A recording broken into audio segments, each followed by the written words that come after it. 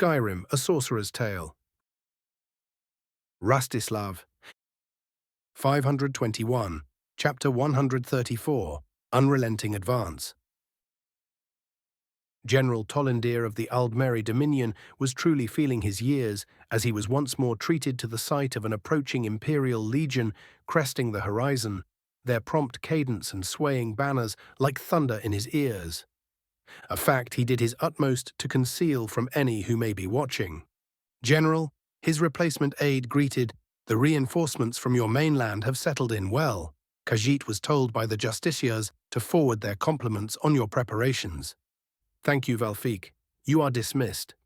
He waved him off without facing him, the catman stalking away as he was told a hesitant moment later, "Why are you still he?" The Altmer stopped in his tracks, feeling his disquiet growing. He scanned the tent only to find that he was completely alone. He let out a harsh exhale. Jarazir would have stayed. He rationalized to himself, "I am just far too used to it, must be." Damn it, but he missed his best friend. Not even all the odd respect and praise heaped upon him by his superiors seemed to be able to quench that particular wound. Oblivion, it only served to make it worse. And his growing paranoia did not help matters at all. What had he done but flee twice over? Only delaying his enemy and buying time, hoping against hope that the other fronts might see some progress as they were not fighting literal dragons while he scurried away like a damned coward. He shook his head and straightened his back. There was no use in wallowing in his failings. He had stood his ground when the move was wise, made the enemy pay in blood despite his defeat, and retreated to preserve their lives when standing his ground proved foolish. He scoffed, "Yes, how valiant." He chuckled as he looked down from his tower atop the city of Corinth, reduced to thanking my lucky stars that I have any army remaining at all. Images flashed through his mind of all the glories of the previous war, of following his predecessor and learning from her as she cut through the plans of the rotten Tamriel and won victory after victory for their people. What would she think of him now? Not much, I suspect, given her state. Tolindir curled his fingers angrily, murdered by some coward in the heart of Alinor itself. So much for a happy retirement. He stared out to the desert that gave way to the savanna of Elswere's south for a while longer. Observing patiently as the legion rose walls around their encampment and the foul dragons found roosts on each hill and outcropping of rock they could find, once more rendering any kind of offensive utterly useless. "No," he whispered, and that whisper carried more will than any of his orders in the past month. "No," he repeated, "I refuse to let fear and despair rule me. I am a general of Alinor, and we have weathered far worse than this mere setback." Minthara Septim lounged atop the back of the big cat she had borrowed from her disgruntled battle mage, sipping on a mug of mead as her officers bickered amongst each other on how to best assault the penultimate bastion of Dominion influence in Elsewhere. Their previous successes had, counter to her expectations, not endeared themselves greatly in the hearts of most of her officers, as the eternal thirst for glory in most men was left untempered by great loss. This left the trio of imperial generals under her feeling rather disgruntled with their personal lack of accomplishments. Not a terribly logical thing, of that much she was certain, but emotions rarely conform to logic anyways. General Julius was currently trying to halfway sneakily petition that she hold back in the upcoming battle, desiring glory for his men, while on the other end was the newly promoted General Rika, ever focused on doing her job to the best of her ability, and thus calling for a proven and methodical approach. A downright antithetical situation for the usual dynamic between Nords and their southern cousins, but such was the discipline of Solitude's own legend. "Our enemy has gathered the last of their strength atop those walls," the Nord woman declared. "Your desire to show our dominance is a—" She visibly forced herself from telling him exactly what was on her mind and settled on a more mild, "We need to preserve our strength for when the enemy inevitably makes their move. Or have you forgotten that even if Dagoth cleans up Valenwood with no issue, we still need to actually invade Alinor? Please do not misunderstand, my fair lady." Julius Gracchus nearly gulped under her stern glare. I wish to throw our men to their deaths no more than you or anyone else. But neither do I wish to have them chase after the enemy when we could put them down here and now." A bit of an adaptation from his previous argument, Minthara mused internally, keeping her emerging smirk from showing, "Best go with that before they start truly bitching at me." I find myself in agreement with Julius. Her sudden statement seemed to surprise both the Imperials and the Nord most of all. "Your Highness, I—" Rika began with a frown, but Minthara's raised hand stopped her. "I know you prefer caution to unnecessary risks, but think on the merits of Julius's plan." She stood up from her seat, the big cat glaring at her back, even as it still refused to show its claws. "We outnumber the enemy nearly 2-1, and their mages are unable to truly challenge me or my dragons. They are all gathered in one place, and for once they have no convenient retreat path pre-prepared waiting for them." "I would not rely on that overmuch." General Commodus interjected, "Our enemy has shown himself to be a wily one, and while our victories are unquestioned, we have still bled thousands of casualties." He grunted, "An inspiring number, all things considered, but a considerable one nonetheless." "An inevitability on this scale of conflict," Minthara pointed out, wisely discarding the thoughts on those fallen in her name that sprung up. "But I do not speak on a whim." She went on, "Esbern, inform the good soldiers what you learned from Delphine, if you will." The aged blade stepped out of one of the tent's corners, bowed and cleared his throat. "As you are all aware, my colleague infiltrated the city days before our approach. She was able to contact me only a few hours back, but what she found was promising. All the generals felt their curiosity grow. General Tollendir, as we know, is a wise and seasoned soldier," Esbern explained, "but his constant retreats have cost the Thalmor too much, and they have sent a full legion from Alinor to replenish his numbers, alongside a considerable detachment of Khajiit from Senchal." "Do get to the point, Blade," General Darius grumbled. "We are well aware of the enemy's strengths." The old man directed the officer with an offended glare, but seeing the others also looking at him expectantly, he acquiesced. "The Thalmor agents sent to support our foe have been singing his praises openly for everyone to hear, declaring his unwillingness to keep retreating without so much as bothering to attend a strategy meeting. Something that is understandably placing many expectations on him. They seek to make him stand his ground and bleed us." Julius smirked. "How utterly devious of them." "Bastard snakes, one and all," Rika scoffed. "The least they could do is not dishonor their own, as they do others, but I guess that is what you can expect from Thalmor." "Whether the Thalmor are bastards or not is not the point." Minthara chose to speak up again. "We are already well aware of the answer to that question." Cue agreeing noises. "The actual point of this information is that the enemy is going to be digging in and finally facing us in truth." "And how will this help us?" Darius pressed.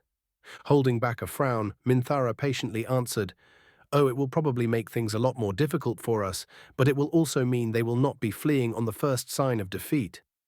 Meaning we can finally deal the decisive blow we have all been waiting for." Julius spread his arms in elation. "Taking the rest of elsewhere will be but a stroll." "Exactly." Minthara nodded and stepped up to the war table, "which is why I have come up with a plan to ensure none of them will be able to flee." 3 days later, the city crumbled and burned around her as she smashed her hammer through the Altmar's ward, the spell detonating with immense force as the ancient mage attempted to flee, only to falter as her dragon aspect-enhanced gauntlet slipped around his neck. He barely had the time to let out a panicked yelp as she crushed his spine and activated one of Varlock's scrolls to sever the soul's connection with its pseudo-phylactery back on Alinor, granting the screaming elf a permanent death and ignoring his suicide attack like it was nothing. Speaking of the jailer of old, she turned to find him pulling out the Daedric sword he had claimed by right of conquest from the neck of another elder mage, each and every twitch of his desiccated hand ensuring as much blood as possible was spilled by the execution. That he did it to both honor her and his foe by turning them into a proper sacrifice was almost flattering in a supremely morbid kind of way.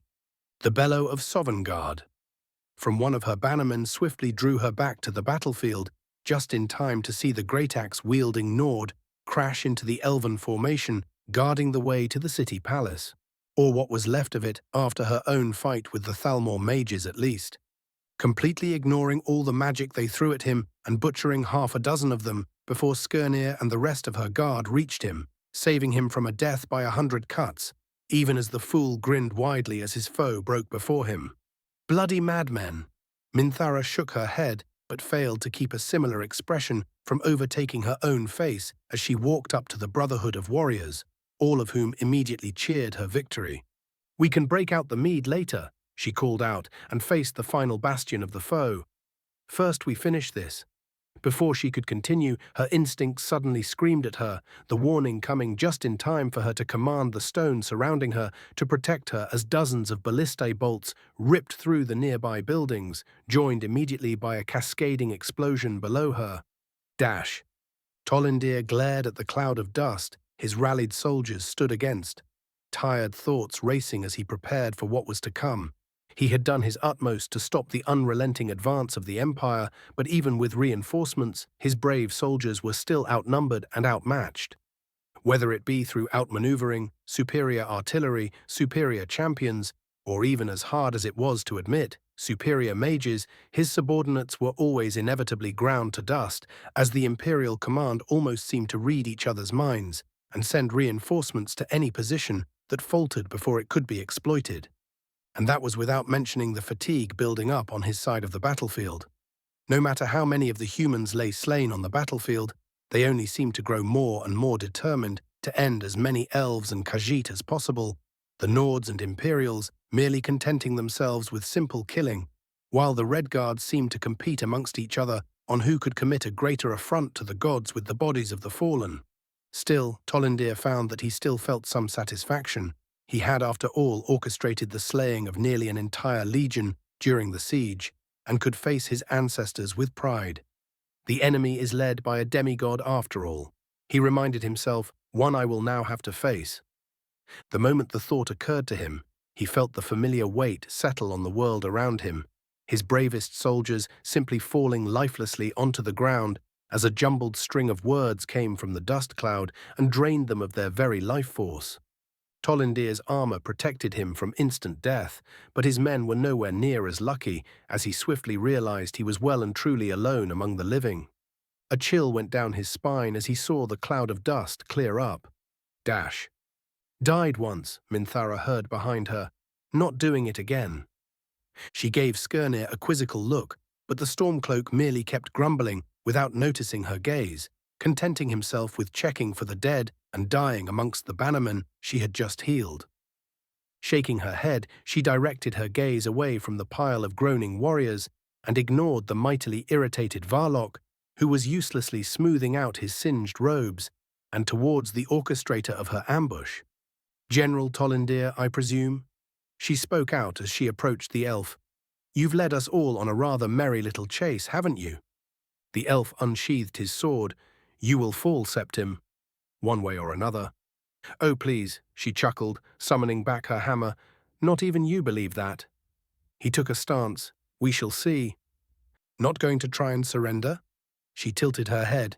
"Your cat friend told me you were wiser than that." "He lives then?" the elf asked, voice somehow even more resolved than before. "Good." The future empress merely stood and waited. General Tollindir faltered, but only for a moment. "I've had enough of running," he declared and took a step forward. "Honorable."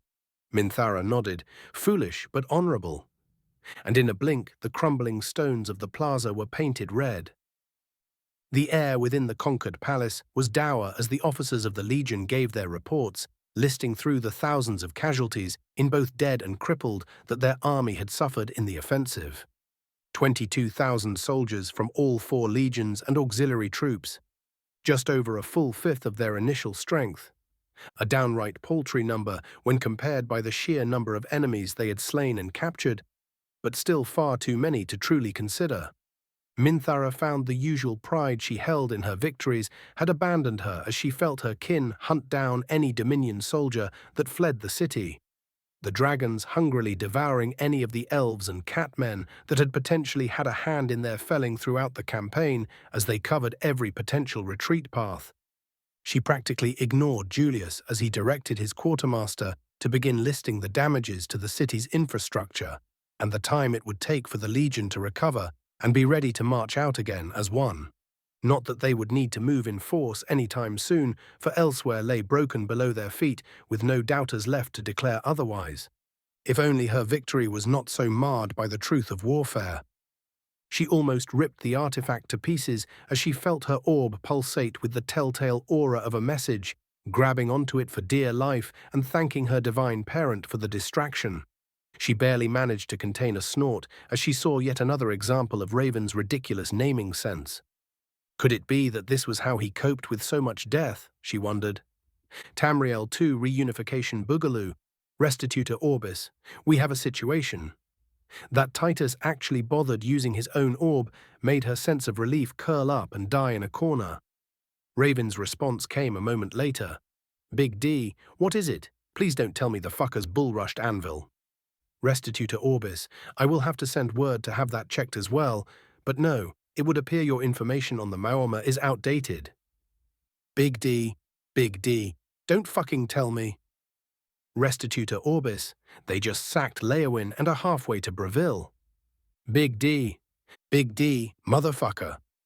Despite the situation and all its implications, Minthara couldn't help but let out a very unladylike snort at that. 522, Chapter 1, 135, Unrelenting Force. Minthara ignored the confused, curious, or in the case of Rika, mildly offended, stares of her officers and focused fully on the conversation happening on the orb. Enjoying the increasingly creative string of curses Raven had by now formed an entire essay out of. Titus was less amused, however. Restituta Orbis, are you quite finished? Big D, yes, thank you. Restituta Orbis. Good. The reports from Count Caro indicate the enemy has invaded Lewain with around 300 warships, mostly escorts and corsairs, and the city is currently embroiled in a street-to-street siege. 50 ships from said fleet have sailed upriver, and we suspect will be striking at Breville, as even the full force would not be able to threaten the capital. Big D, I could teleport back in an hour or so to lead a counterattack if necessary. Won't be marching at Falinesti for a few days yet, I think. Also need to have the fucker who failed to finish the river fort in time whipped for incompetence, can't forget that. Restituta Orbis, kind of you to offer, but I will be dealing with this insult on my own. Both of them. Big D, oh ho ho, shame I am going to miss it then. Restituta Orbis, I am certain the agents you have shadowing me will provide you with an acceptably heroic image in due time. Big D, you are supposed to pretend not to know about those. Restituta Orbis. My, how forgetful of me. Seeing as they were about to resume with their back and forth, Minthara decided to interject. Dragon Overlady, so what is the plan then? I hope you aren't just going to chase them off and hope they don't attack us again. Restituta Orbis. I do have a plan, yes. Raven will remain in Silvanar and continue with his preparations. As for you, General Julius has just sent me the news of your conquest of Corinth. Congratulations are in order, of course, but also a task, now that I know you are free. Dragon Overlady. Please, at this point I welcome any distraction you can come up with. Restituta Orbis. Dealing with the consequences of command is a difficult task, yet facing them without cowering is the mark of a true ruler. Of course, he'd know the exact thing she was talking about. Dragon Overlady, I will keep that in mind. Big D, want to talk about it? I am told I provide the greatest of pep talks. She eyed the private message Raven sent her, but ignored it for now. He was being thoughtful, in his own way, but she did not feel like spilling her guts to him at the moment. Dragon Overlady, so what is the mission? Restituta Orbis, I need you to take your strongest dragon and fly to Leowin. Once I reach them and repel their invasion, I want you to ruin them. Big D, hold up, 300 ships is a big number, but how many soldiers does that equate to? Titus took a moment to respond, no doubt conferring with one of his counselors. Restituta Orbis. Taking into account the fact most of the Maorma are both soldiers and sailors, we approximate around 60 to 80 combatants per ship. Big D, And that is without counting the greater vessels, no doubt. Restituta orbis. Indeed, we suspect the enemy has access to approximately 20 to 23,000 troops. Big D, a good 4,000 of whom had just sailed up the Nibbon. Restituta orbis, correct. Big D, hold on a second. Big D, 20,000 or so is a considerable number, but I doubt it will be enough to fully take over Leowin, much less invade the rest of Cyrodiil, at least not without some considerable reinforcements. Both Minthara and Titus's eyes widened at that. Dragon Overlady, are you saying they are merely the vanguard of a greater attack? Big D, that or they are merely pillaging for the heck of it. Restituta orbis, a possibility, but not one that will change our course of action. Big D, true, but we don't need to wonder about it uselessly. The way he worded that made Minthara feel slightly ominous. Big D, great and mighty Shalazar, I summon thee. And there it was. The orb glitched and buzzed, and suddenly there was another name on the list of users. Lizard Wizard. Here I am, splendiferous student mine. Big D, glorious, please inform us short-sighted mortals of the machinations of the foe. Lizard Wizard, your magnificent mind is not mistaken, my mightiest of Merish men. You will find your foe close by and waiting, for what you seek sits and awaits all, down in Sensual, awaiting for the signal. Lizard Wizard, that is all I have to say, and now I must away. The orb glitches once again, and the fourth name on the list is gone. Restituta orbis. What? Big D, one of the greatest mystics and seers alive, that is what. Restituta orbis. And you trust this mystic? Big D, with my life. The speed at which the answer was given brought a small smile to Minthara's face. Restituta orbis. Then I suppose that is all there is to it. Minthara, you know what you must do? Dragon Overlady. Their fleets will be less than tinder. Restituta orbis. Good. Restituta orbis. Do remember to prioritize your own survival no matter what. No amount of fleets are worth your life. Dragon Overlady. Don't worry, I know. Just as she was about to put the artifact down, one last message arrived. Big D. Break their spines, honey. She would forever deny the claim that she skipped her way to Odahviing's temporary lair. Hours later, Minthara felt her heart settling as she and her mount cut through the clouds at blinding speeds. The pure sense of freedom so soothing, it could have only ever been topped by doing it on her lonesome. Odahviing saw through the cloud cover and rumbled, "We approach, Thuri." Moments later they were out of the cloud, and Minthara commanded the world to slow, giving her all the time she would need to find her target. The city of Senchal was much like the rest of the Khajiiti settlements she had seen. A colourful place decorated with as many gardens and waterways as possible, and not built for wartime defence. Khajiit cities were rarely, if ever, invaded throughout history after all, and most of their internal conflicts were more akin to the skirmishes of the Red Guards than true open wars. A grand dockyard dominated the north of the Bay City's territory, the Maine's estuary river flowing into the Topal Bay, making Senchal one of the greatest harbours of the world. And the massive war fleet bearing Dominion banners currently docked there only served to make it that much greater to behold.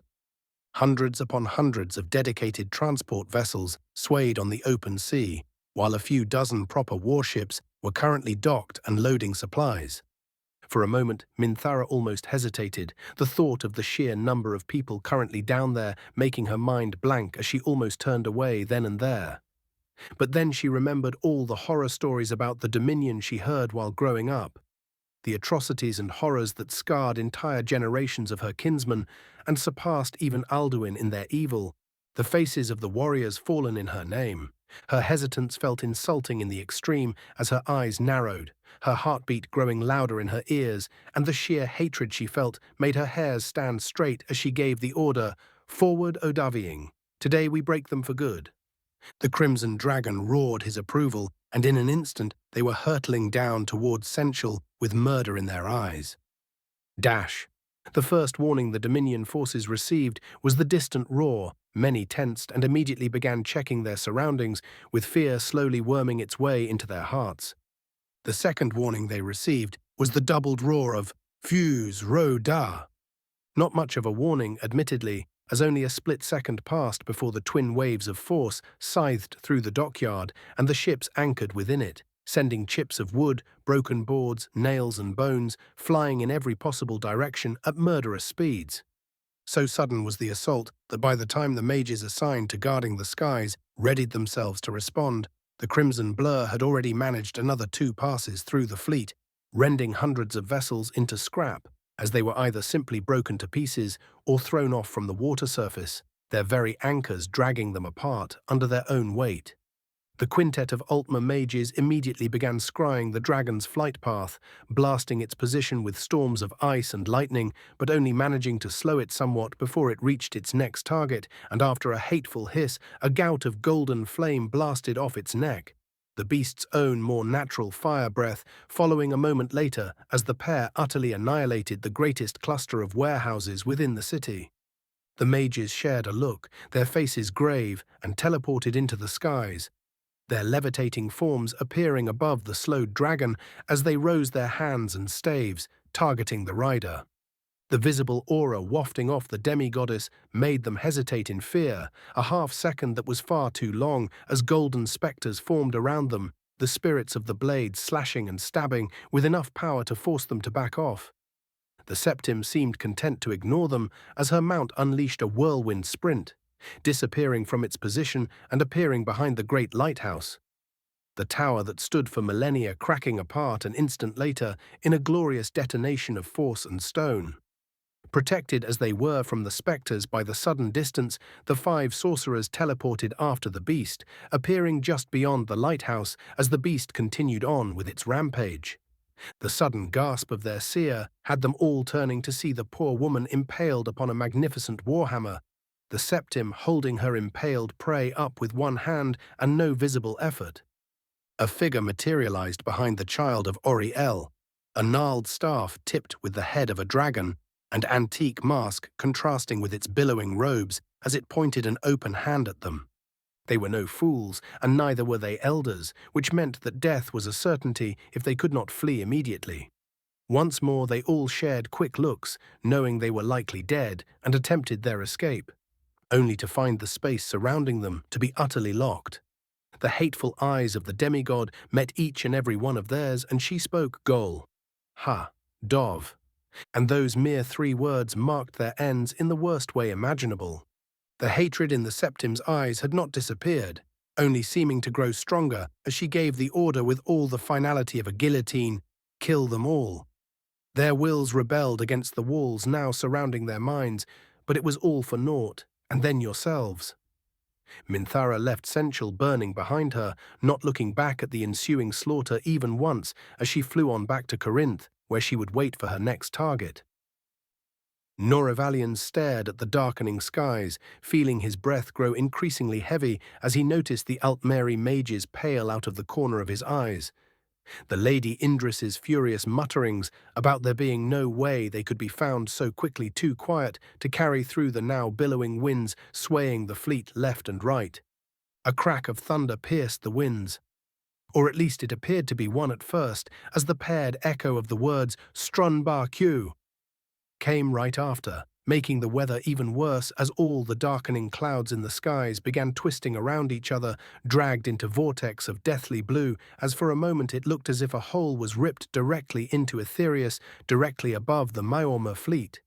And then came the storm. Lightning bolts of immense power struck the fleet and thrice its surface around it, destroying all it touched in mighty flashes of brilliant white and blue, the screams of the dying lasting for terrifyingly short instants before they were unmade on the spot.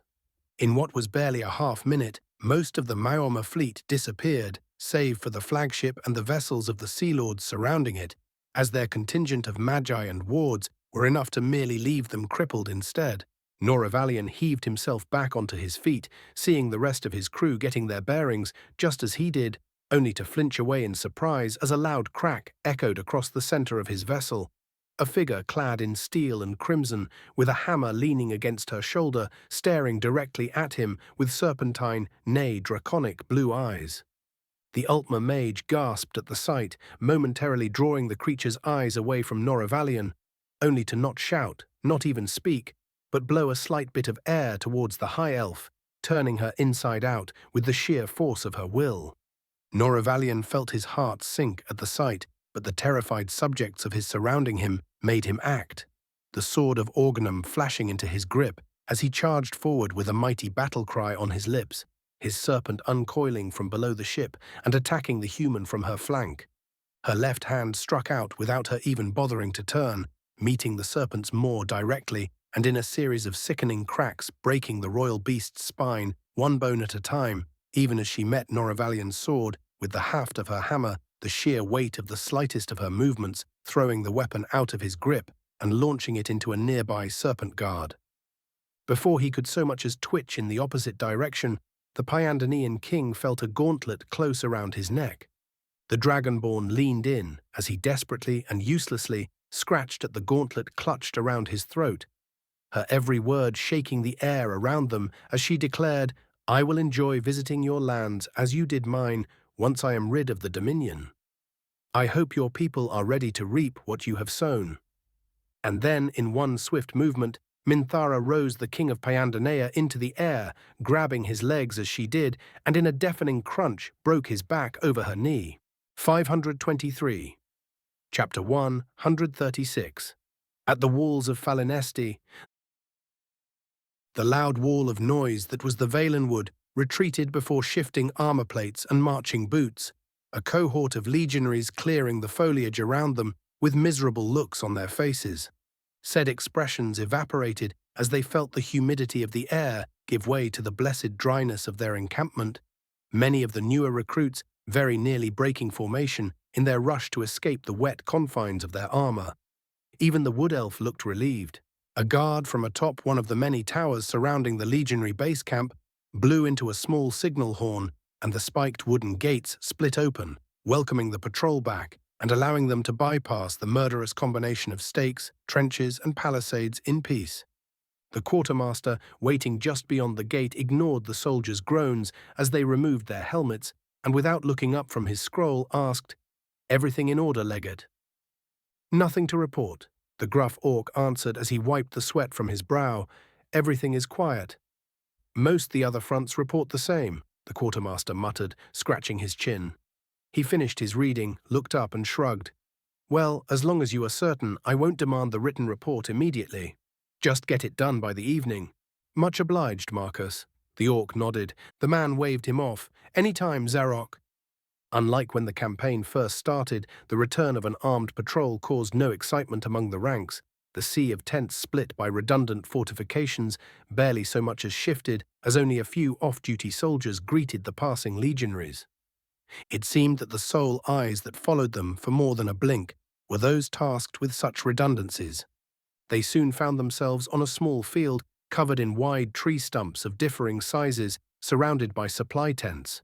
A number of roaring flames in its center, sporting large cookpots above them, as a small troop of cooks and even a chef or two struggled to feed this part of the expeditionary force.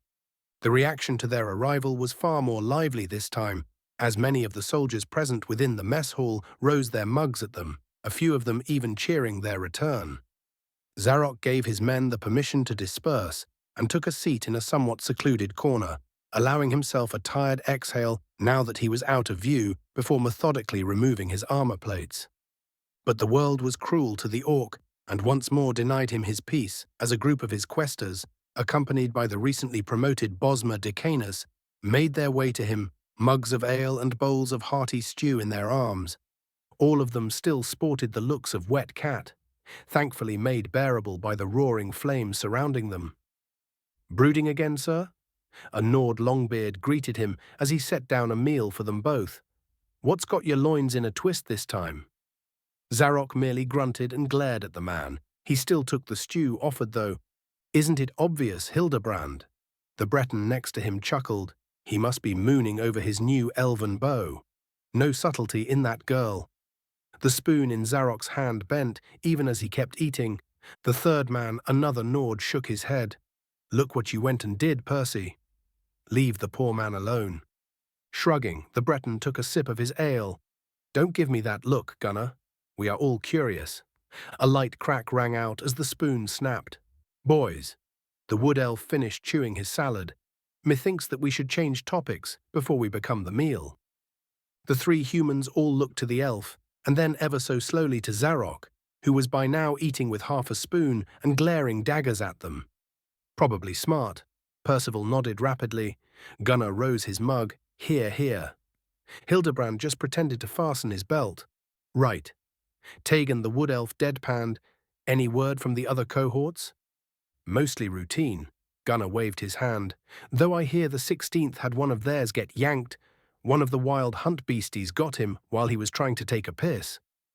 He chuckled darkly. The whole lot were clutching their pearls when they returned to camp. A moment of silence was given to the poor man. Wasn't there a strict rule against breaking formation like that? Percival blinked. Gunnar grinned. Madman did it on a dare. The balls on that lad. Hildebrand chuffed and spat on the ground. Still, what a shit way to die, damn recruits. Wouldn't say he has any kind of balls anymore, Tegan pointed out darkly. The younger gnawed and Breton shivered, while the older man snorted. Hildebrand wiped his beard with the sleeve of his padded tunic and faced Zarok again. Serious now? What has you going all quiet on us? Most of the lads didn't notice it on patrol, but you've got that air around you again. The orc was silent for a while longer, taking a slow gulp of ale before lowering it with a thump. No one hears of this from you. He ordered seriously, and his officers all immediately looked around to check if anyone was listening. Thus satisfied, he spoke, "It is happening tomorrow." All four legionaries turned dead serious. Hildebrand was the first to break the silence. Command finally decided to get off their asses, eh? Don't let them hear you say that. Gunnar actually checked their surroundings again as he warned, but yeah, I was totally getting tired of sitting on my ass. The Breton was less enthusiastic. Personally, I find the idea of delaying our assault on a heavily fortified city, made of moving trees, and hate to be more than fine. Well, you are going to be less than fine soon enough.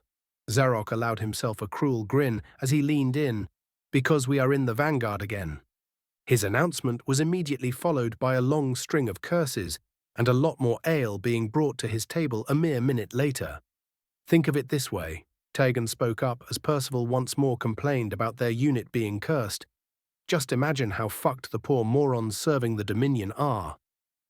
Their fatalism evaporated as if were never there, now substituted with cruel commiseration for their foe.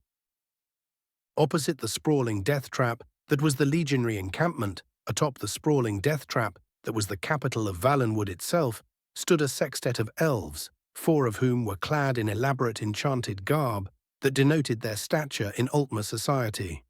Their leader, a tall and slim Altmer, wearing golden robes that belonged in the Second Era, stared down at a pair of bowing mer in armor.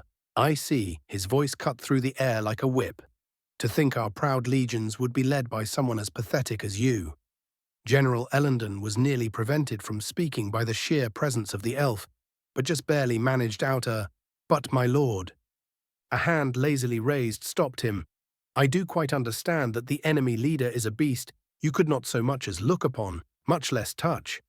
But your failure to contain his legions and slow them beyond the most minor of delays shows me that your command was a waste.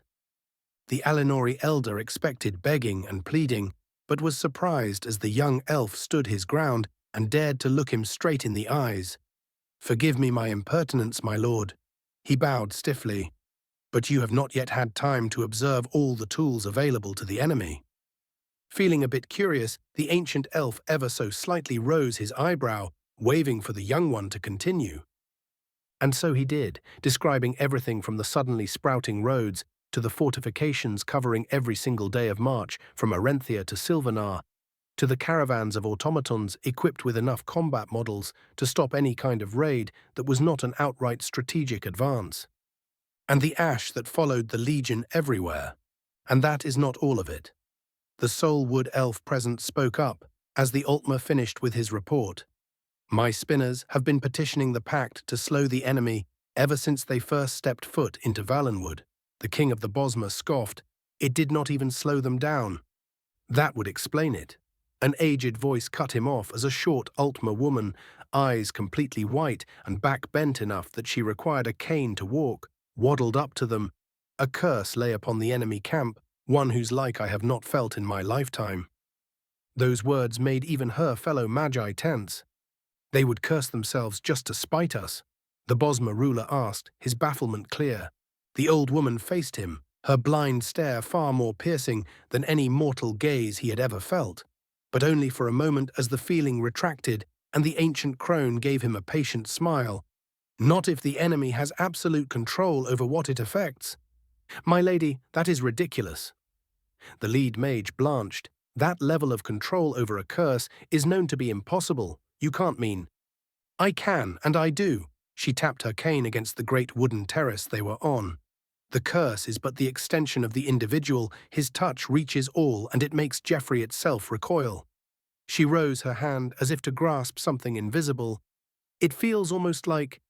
Suddenly, the diminutive crone flinched away, a pained grunt in her throat, as a much more youthful woman rushed to hold her up, the telltale glow of restoration swiftly removing the ailment threatening to overtake her.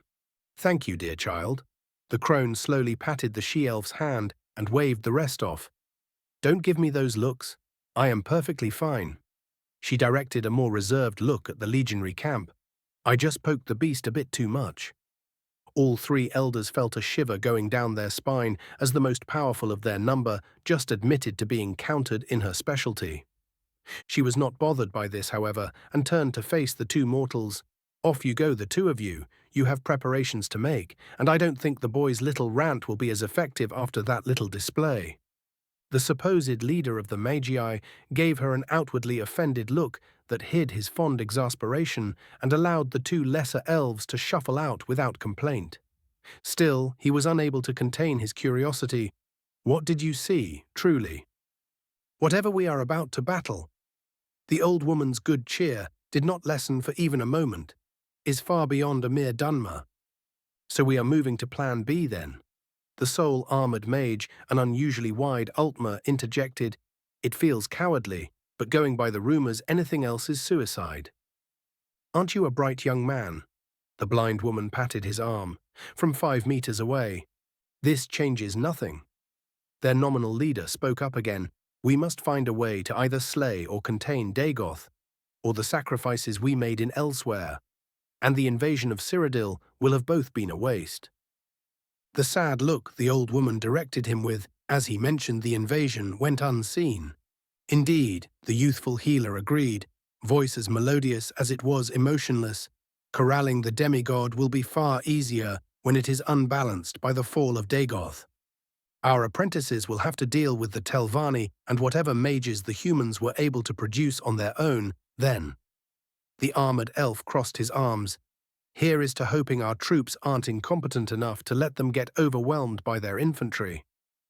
Make sure to drill it into their foolish heads to not underestimate the Dunmer. The old woman kept tapping her cane. The dark elves have been truly united for the first time since the death of the Dwemer, and I assure you facing them is not pretty. Agreed? The lead mage nodded, folding his hands behind his back as he turned to look down upon the Legion camp in the distance. No matter what, we must ensure that victory is ours.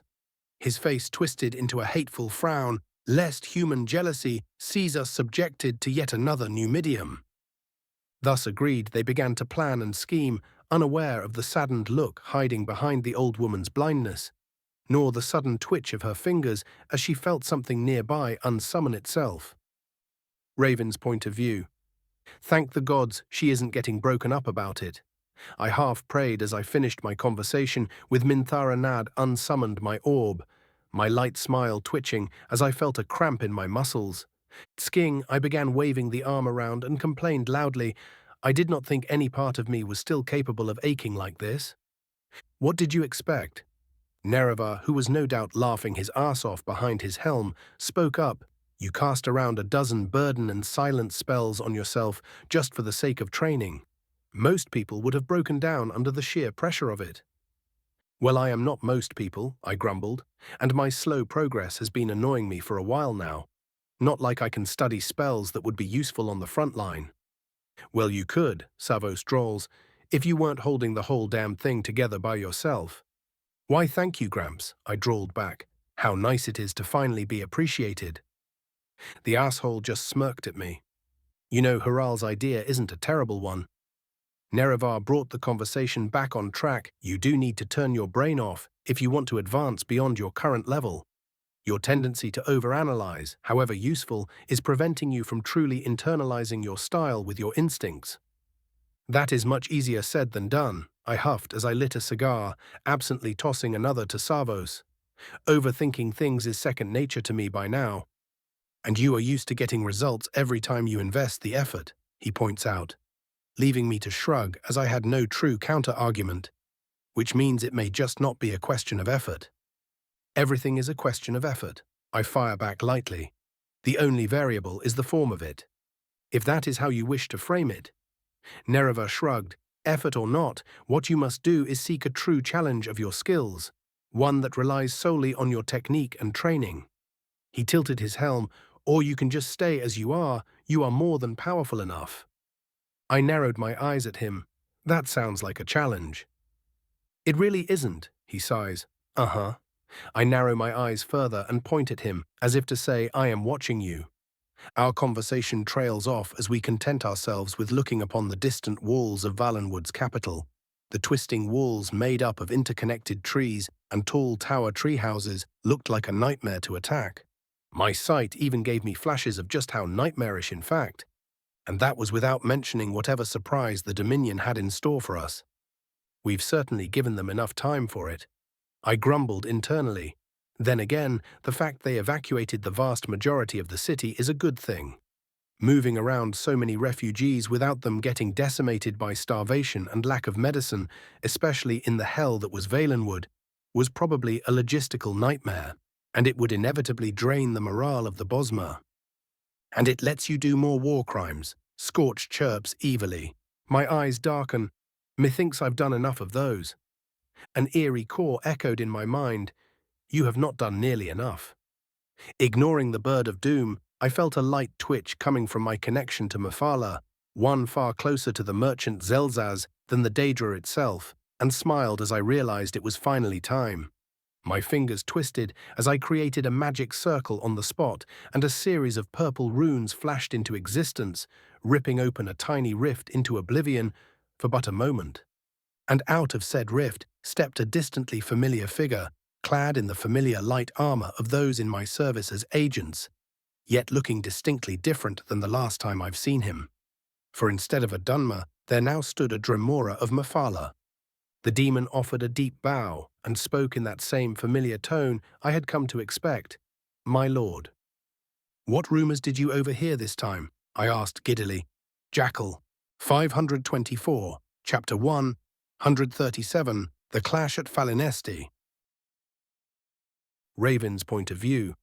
With deathly finality, I closed my fingers into a tight fist, choking the life out of the dozens of wild hunt beasts stalking the mists around us, draining their powerful life force as I did, and channeling it back into the curse as I banished the veil that fell upon us each and every night.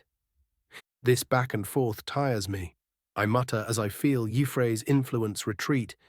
He must understand by now how useless his attempts are.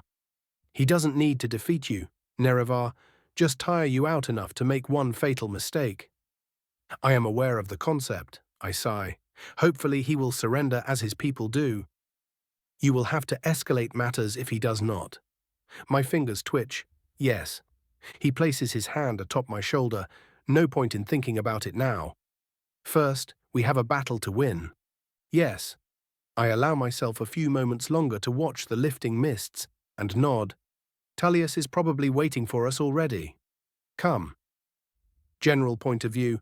Form up, you maggots. Legate Zarok barked as he inspected his men, glaring and thumping any who stepped out of line. He stepped into formation beside his signifier and accepted a shield from one of his soldiers. The scene repeated across the line as veterans of Legion Whiterun checked and rechecked their equipment, the air of excitement growing with each moment as they all formed up in the foremost section of the camp. Minutes later, just as the rowdy Nords were about to get a bit too excited, the trot of a horse cut through the noise, the familiar sight of General Tullius atop his steed, slamming the discipline back into his legionaries' spines. Soldiers of the Empire. He spoke out, voice carrying with practiced ease. The time has come to bring down the Dominion and liberate those who grew too used to the chains around their necks. Zarok was distracted from Tullius's words as he heard Hildebrand snorting behind him. "Liberation is it?" The old Nord chuckled. The orc found he did not strictly disagree, but still made sure to glare at the man with enough annoyance to shut him up. However, the world once more intervened to torment the poor orc as from 3 ranks to his left, he heard Percival asking, "Why is the general giving the speech and not Dagoth?" Another legionary shrugged. "Could be he is doing the same with the elves." Zarok stepped out of the line before they could go on and marched over to them, ignoring the commotion behind him as he simply walked up to the pair and silently stared at them. Both men paled and shut their mouths. But the damage had already been done, as the Orsimer could hear the voice of General Tullius rise just a smidgen. "Make the Empire proud this day, and bring us victory." The vast majority of the legionaries all slammed their weapons into their shields in salute. Zarok, however, was treated to a piercing stare in his back, and not being a coward, he turned to face the source, finding as expected the general staring directly at him. Growling furiously, he marched back into his spot and unsheathed his axe, not waiting for a moment more as he began marching, the levity of his troops evaporating into the air as their training kicked in, and they followed his lead. They were the first through the gates and were forced to wait as the other cohorts formed up around them, though some did balk as they observed a dozen troll-sized automatons step in beside them, each step shaking the sodden earth below and hisses of steam coming out of the odd circular saw-like blades attached to their arms. That little bit of excitement saved the wait from being truly torturous. But the few minutes they were forced to stand by may as well have been a day to the eager veterans, and they very nearly stepped over each other once Tullius's horn rang out the advance. The emptied Falinesti seemed entirely too peaceful in the distance. That illusion of peace was shattered, as when the vanguard crossed a line some 1/2 kilometer away from the walls, skirmishing units of Bosma rushed out of the numerous hidden gateways and began peppering them with arrows. "Shields," Zarok called, and was immediately covered from all angles, the thumping of sharp armor-piercing arrows ringing out mere seconds later as the world almost seemed to darken under their shade. The rain of arrows only worsened as those wood elves atop the walls joined the barrage and turned outright deadly as the Altmer mages stepped in. Balls of fire, storms of ice, and blasts of chain lightning forked out to strike at the legion. Their rune-protected shields stopping some of the attacks but not all, as multiple cohorts were struck directly by an area of effect spell and had their shield walls broken, leading to the slaughter of dozens in mere seconds due to the sheer volume of arrow fire. The defenders were not simply left to their deluge, however, as the many ballistae within the Imperial camp began launching their massive bolts, cracking the thick wooden walls and shearing the troops atop them by the dozen. A particularly unlucky Altmer war mage was served a ballista bolt directly into his chest, unbalancing the spell he was weaving and causing a localized firestorm atop one of the many tree towers, incinerating everyone unfortunate enough to be beside him. The hellish advance lasted for entire minutes as numerous legionaries died without being able to strike back, their perceived isolation from their camp only emboldening the defenders to focus them down more with each step they took. But then, just as planned, the gates of the Imperial camp were swung open once again, and a loose formation of Dunmer rushed out, drawing just enough attention away from the vanguard for them to lower their shield wall and ready their javelins. Zarok boldly struck the first blow, his roar and ensuing impalement of a mage atop the walls quickly followed by a volley from his men, killing many of the defenders outright while causing the others to take cover in a panic. The barrage of javelins was followed up by another volley of artillery, far more focused this time, as multiple cracks in the walls exploded under the force of their bolts, opening the way for the infantry and Dwemer centurions to cut their way through the scrambling defenders. By the time the first legionary managed to reach the automatons, the Dunmer had already reached their position, and the walls were now bathed in spell and enchanted bolt. The incoming counterfire from the defenders responded only moments later, and as the deadly spells from both sides collided against each other, one would not be inaccurate in describing the scene as the skies themselves being set alight. Zarok cared not for such poetry, and with a mighty war cry on his lips, he rushed past the stumbling automaton, decapitating the spear elf that had just struck it with his axe, and falling upon the waiting Altmer legionaries beyond. Enemies fell left and right, and the slaughter turned into a blur. Shield walls pushed and pulled against each other, hundreds of bodies strewn between the two sides as the physical might of the Empire faced off against the skill and magic of the Dominion. And at first, the Altmer seemed to be winning, their spells giving them the edge to push back against their attackers as they teamed up on every legionary that in their eagerness overextended the line. However, the Imperials were relentless, and the elves began to flag as the endurance of their enemy proved itself the deciding factor. The sheer grit of the Tamrielic soldiers allowing them to simply keep pushing through damage that would have felled a high elf or the few Bosmer still in the front lines. Zarok did not quite remember when it happened, but as he buried his orichalc axe into the face of yet another far too young-looking Thalmor officer, he saw the elven lines buckle and then break, the cheers all around him quickly informing him that the walls above him had already been overrun by Dagoth's own elves. That would explain why we weren't getting showered in magic. The tactical part of his brain noted, but was ignored. He allowed his breathing to calm as he watched the retreating Thalmor be buried in waves of crossbow bolts, holding back a light shiver at the sight of a heavily armored elf being killed just like the rest of them. The legates around him rounded up their wounded, and soon they all found themselves staring at each other. Every one of them knew that their work was meant to be done. The vanguard had penetrated the enemy's defenses, and they were to rest and recover while the second column took over the assault. None of them were having any of it. They paused only long enough to ensure that their position would not be overrun before reinforcements arrived, and as one advanced. And what a painful decision that turned out to be. The streets of the Bosmery capital, if they could even be called that, followed no specific layout as many turns split into both tiny alleyways and massive boulevards with seemingly no logic behind it. And to make things even more confusing, every single passage was filled to the brim with Dominion troops. What was at first a straightforward advance quickly turned into a hellish grind, as the emboldened Imperials were constantly peppered with arrows from the many tree houses, ambushed through the smaller passages, and faced with fresh enemy shield walls at every junction of the paths proper. And yet for all the elven resistance they faced, and the inevitable casualties they suffered, their grit once more proved itself stronger, as they simply kept pushing forward without heed for themselves. There was blood in the air, and even the Nords knew the addictive taste of a well-justified rage. That rage was instantly replaced with utter bafflement, as they cut down yet another unit of Altmer infantry and marched out onto a market square, only to be faced with the sight of a unit of Redaran spear elves cutting down their enemy like a scythe did grass, their leader flowing through the high elves without pause, as he did art with his bloodletting. The final high elf, a war mage of some power, clutched at her stomach as she was stabbed by the Redaran commander, the Dunmer showing no remorse as he flicked his long blade and removed her head, already turning away from the still twitching corpse. Legate, Almiral Farron greeted, "I see we are not the only ones eager to prove our might." Lord Farron, Zarok grunted, spent too long marching, and the boys wanted to let loose. A feeling I can relate to, truly. The dark elf did not quite smirk, but there was a certain air of glee around him. "Do your men need rest?" He asked both genuinely and tauntingly.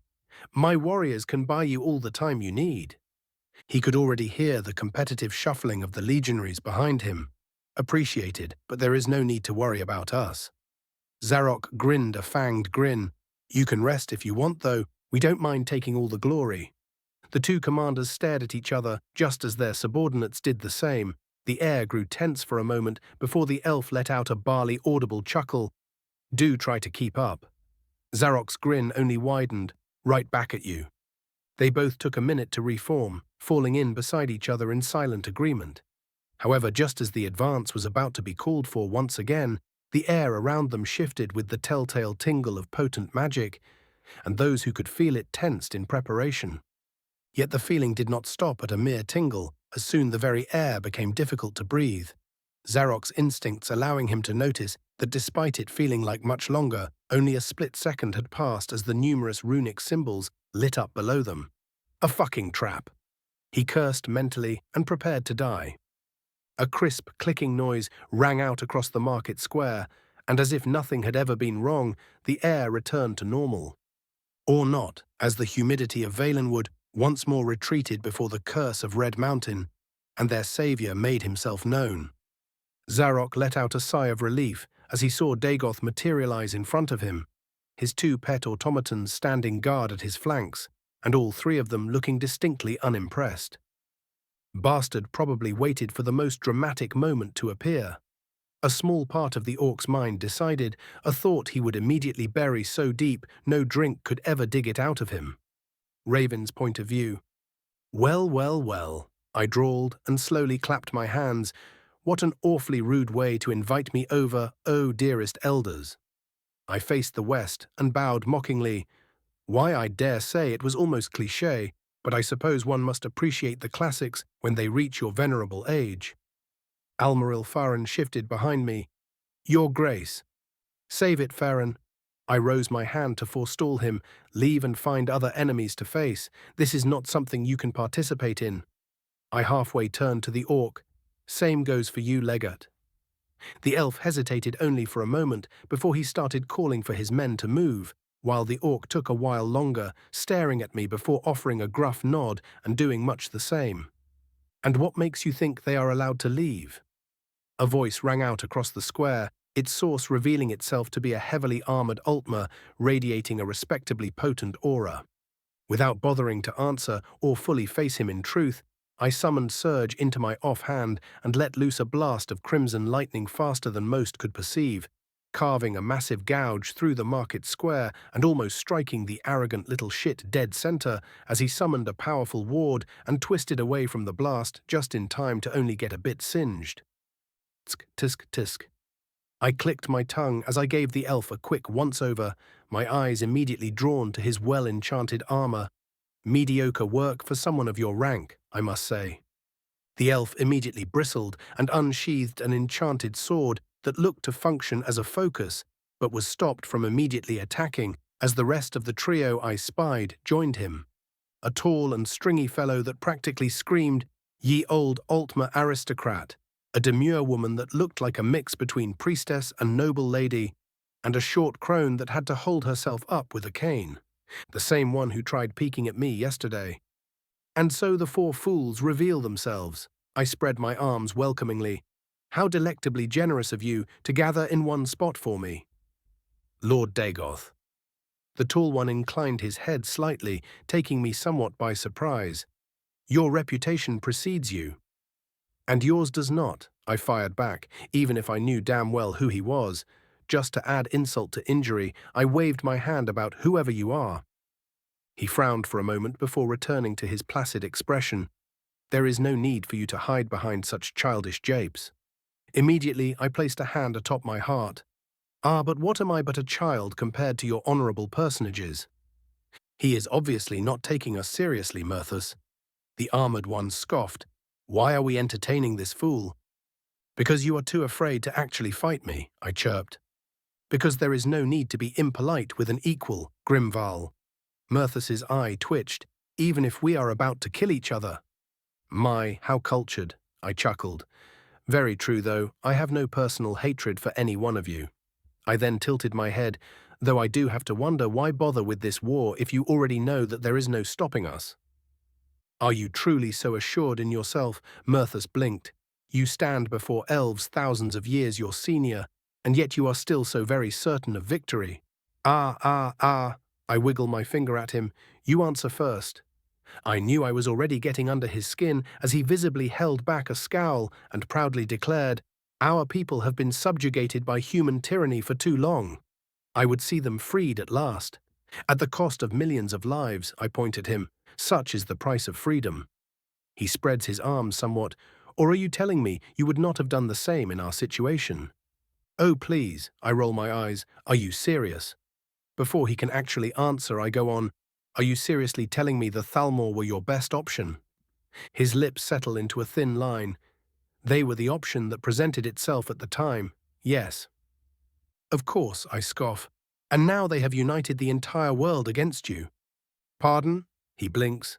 I always did tell you, boy. The crone spoke. Those fools were going too far. My lady Zanariel. He actually bowed to her. There is no way you believe the rumors. Is she the seer? I cut him off with a teasing lilt to my voice. Or are you? His face reddens slightly and his arm twitches, but he does not snap at me. Impressive for a noir of his caliber, Scorch notes. No matter. The elf spokesman waved his hand. Even if our younger generations have truly shamed themselves so, I would still fight for Alinor's freedom, no matter what. His eyes meet mine, and you will find that it is arrogance to stand before us. You are talented, yes, but you are young still. You are all-powerful, yes? I parrot him on purpose. But tell me. I allowed my full presence to seep out from beneath my shroud, causing the ground to shake and the trees to groan. Are you gods? The three physically capable elves all tensed, while the small crone just sighed and shook her head. If only you were born as one of us. Apologies, ma'am, I shrugged. I would have still fought you all the same. I know. She sighed and firmed her grip on her cane, but an old woman can dream. I inclined my head in agreement and flicked blasphemy into my right hand. Very well then, Mirthus spoke up. If you will not see reason, then you shall fall. Smirking below my crown, I delivered my response in the most impactful way possible. Umbra. Kill. The automaton disappeared from behind me, and all hell broke loose. 525. Chapter 138. Ashfall. Before Umbra was even halfway through her charge, the aristocrat had already raised his staff at me, the torrent of pale lightning biting through Akulakan's wards with barely any effort and surging towards my position. Still too slow to catch me off guard, as I immediately teleported away, and reappeared above them just in time to see Umbra stop in place an inch before she could stab the crone, the old woman not even facing the automaton as she flicked her hand at her and launched her into a nearby tree manor, a small unit of powerful Dremora summoned by the armored one following after her. Surge vibrated in my hand as I overcharged a firestorm on top of them, the flames slamming into their position for but a moment before they were siphoned off by the aristocrat. The 4 Ultima protected from its effects by the priestess. I immediately reconnected to my magicka within the flames, forcing the swirling vortex above the High Elf's hand to detonate, but just barely too late as he directed the force away from himself, gouging out a small chunk of the city as it rampaged uncontrollably. He is far more powerful than we expected. I heard him mutter as his hand twitched in pain. Do not underestimate him. As if to enunciate his words, the armored one was forced into a defensive stance as the dust was blown away by a blurring Akulakan, the elf's sword just barely managing to hold the automaton's glaive back an inch away from his neck. More than enough time for the crone to react and blast him away. Not on my watch.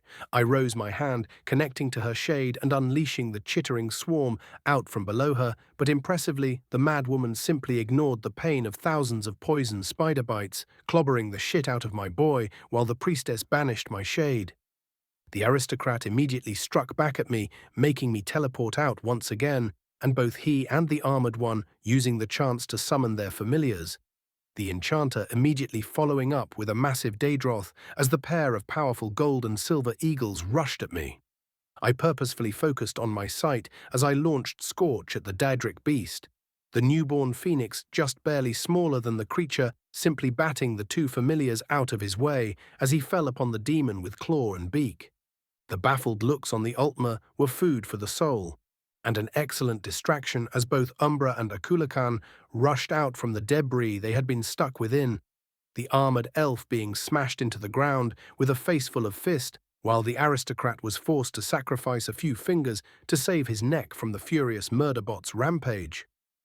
Pressing my advantage, I dumped all of my shades into their shadows, startling the absolute shit out of the priestess as a giant and a lich appeared right next to her, what remained of Azadal immediately blasting her with a wall of flame, while Karstag simply went in for a kick. My presumption was proven utterly incorrect as the woman shrieked in fury and blasted them with a turn undead so potent it outright ignored the fact they were not technically undead, unsummoning them both on the spot. Suddenly, I felt a light tingle, Fime. The space around me cracked as I turned myself ethereal, the crone appearing atop a balcony just next to me and staring directly at me with her blank, eerie eyes. "You are not taking us very seriously, are you, child?" she tutted. Instead of answering, I just shrugged and slammed my mind into her own, and only the fact she did not actually have proper eyes for true contact to be established saved her from having her brain liquefied. She groaned in pain and flinched away, but I was unable to end her as another blast of coiling pale lightning forced me to retreat, the highly refined anti-magic of the spell feeling dangerous even to myself. The others were not idle as I did this, and as the armor-clad enchanter Conjurer summoned another band of Aurorans to drown my automatons in numbers, the aristocrat and priestess disappeared from their spots, materializing beside the crone. The priestess twisted her arms sideways, taking command of a massive tree next to me and throwing it at me, while the aristocrat kept spamming his lightning attack. I attempted to teleport away, but felt the crone's gaze on me once more, the telltale glow of restoration around her, showing that the priestess's tree act was but a distraction. Unwilling to just let them wail on me, I deactivated my fight and using a bit of telekinesis against the tree being flung at me, I threw myself downwards, returning the massive trunk back to sender and directing my path straight at the armored one. He blocked Umbra's bloodthirsty thrust, batting it away and dodging Akulakan's decapitating strike at the same time, just as I appeared behind him. A shield of impressive power shimmered into existence atop his offhand, and blasphemy was just barely parried away. He readied his sword to cut me down as my uncontrolled descent made me slam into him, but to his surprise, I simply flowed around him, my ashen form allowing me to simply ignore his existence as I passed him by. Not that I did, as the poor fucker screamed out in pain as the mortal's razor found its way into his spine, quite literally breaking him in half as his life was ended then and there. I could feel Scorch's pout through our connection as his meal disappeared from within his beak. A furious roar announced the expected counterattack, and instead of using magic to block again like a dumbass, I rose a wall of stone that I quickly transmuted into steel, safely channeling the lightning into the ground and using the magicka sticking to it to prolong its existence, transforming the entire thing into a wall of flying spikes. "You!" The aristocrat glared at me with bloodshot eyes, his nearly fingerless hand pointing at me and shaking in fury. "You killed him." The storm of metal spikes actually paused in the air, my sight remaining silent as I tilted my head at the trio. "You appear surprised." "Why?" He actually fucking sputtered at me. Immortals don't just kill each other. It is simply not done. The sincerity I felt from his words momentarily drained the wind from my sails. "You are actually serious, aren't you?" The crone and priestess remained silent, while the aristocrat had the fucking audacity to give me a look of genuine incredulity. "Is all this a game to you?" I couldn't help but ask, arms spread wide as the sounds of distant battle rang out around us. "Did you really think that coming here and playing with the lives of others would not have consequences? The mortals will die no matter what we do." The Ultima sounded almost sad as he said that, why should our lives be valued the same as theirs? That a very large part of me agreed with the sentiment was not particularly encouraging. That a much larger one was disgusted and angered by their arrogance settled my nerves somewhat. There is a saying I heard once. I spoke up after a silent moment. He who wields the sword should be prepared to die by it. The trio tensed, and you four willingly wielded yours against me. I finished with false cheer, my aura coming to the surface once more as I smiled widely at them. "So please do scream as much as you want, it will not change your fates." The crone was already casting a teleportation spell by the time took a deep breath and shouted, "Yol!" General point of view. "Sir, the Vanguard has finally accepted the order to withdraw, sir," a quester reported crisply. "Good." General Tullius nodded, his position atop Falinesti's gatehouse giving him a solid view of the battlefield. "Ensure that they receive all the supplies they need. They may have ignored protocol, but their bravery has advanced our plans, Tremen." Dash Tor Shul. Suddenly a shout hiss echoed across the city, a massive gout of flame following, but a moment later and utterly annihilating entire districts as it went. "Send word," Tullius immediately spoke. Tell everyone to halt the advance and withdraw to the first sphere." "But, sir," the quester blinked in surprise. Tullius merely pointed at the still ongoing storm of dragon fire. "Are you volunteering to step into that?" The officer gulped. "No, sir." "Then relay my orders, soldier." Tullius barked, and the man rushed outside. The old general shook his head and faced the city one more time, just in time to see another explosion of flame join the firestorm. Raven's point of view. Scorch cut through the burning air of Falinesti below us as the three cowards kept retreating away from me. Multiple cohorts of Altmer and Bosma paying the price for their arrogance as I spitefully annihilated every single group I could get my hands on. A wall of pale lightning attempted to stop my advance, the space in front of me once more being twisted, followed by a small time dilation effect. It was just too bad I faced far greater masters of time manipulation than a mere hunchbacked grandma. One wave of my hand, and the turbulence was blown away, scything through yet more tree districts of Falinesti as the time dilation uselessly sputtered out against my will. Umbra leapt from Scorch's back, jumping straight through the lightning and taking barely any damage as she stabbed straight through the aristocrat's arm, his freshly remade fingers twitching uselessly as he screamed out in pain. The crone and the priestess tried to save him, but the suddenly teleporting Akulakan, swinging for their heads, forced them back. Despite his cowardice, some dignity still remained, and before Umbra could decapitate him, Mirthus channeled every single bit of his magicka into the rings around his fingers and detonated everything around him in a glorious flash of blinding light.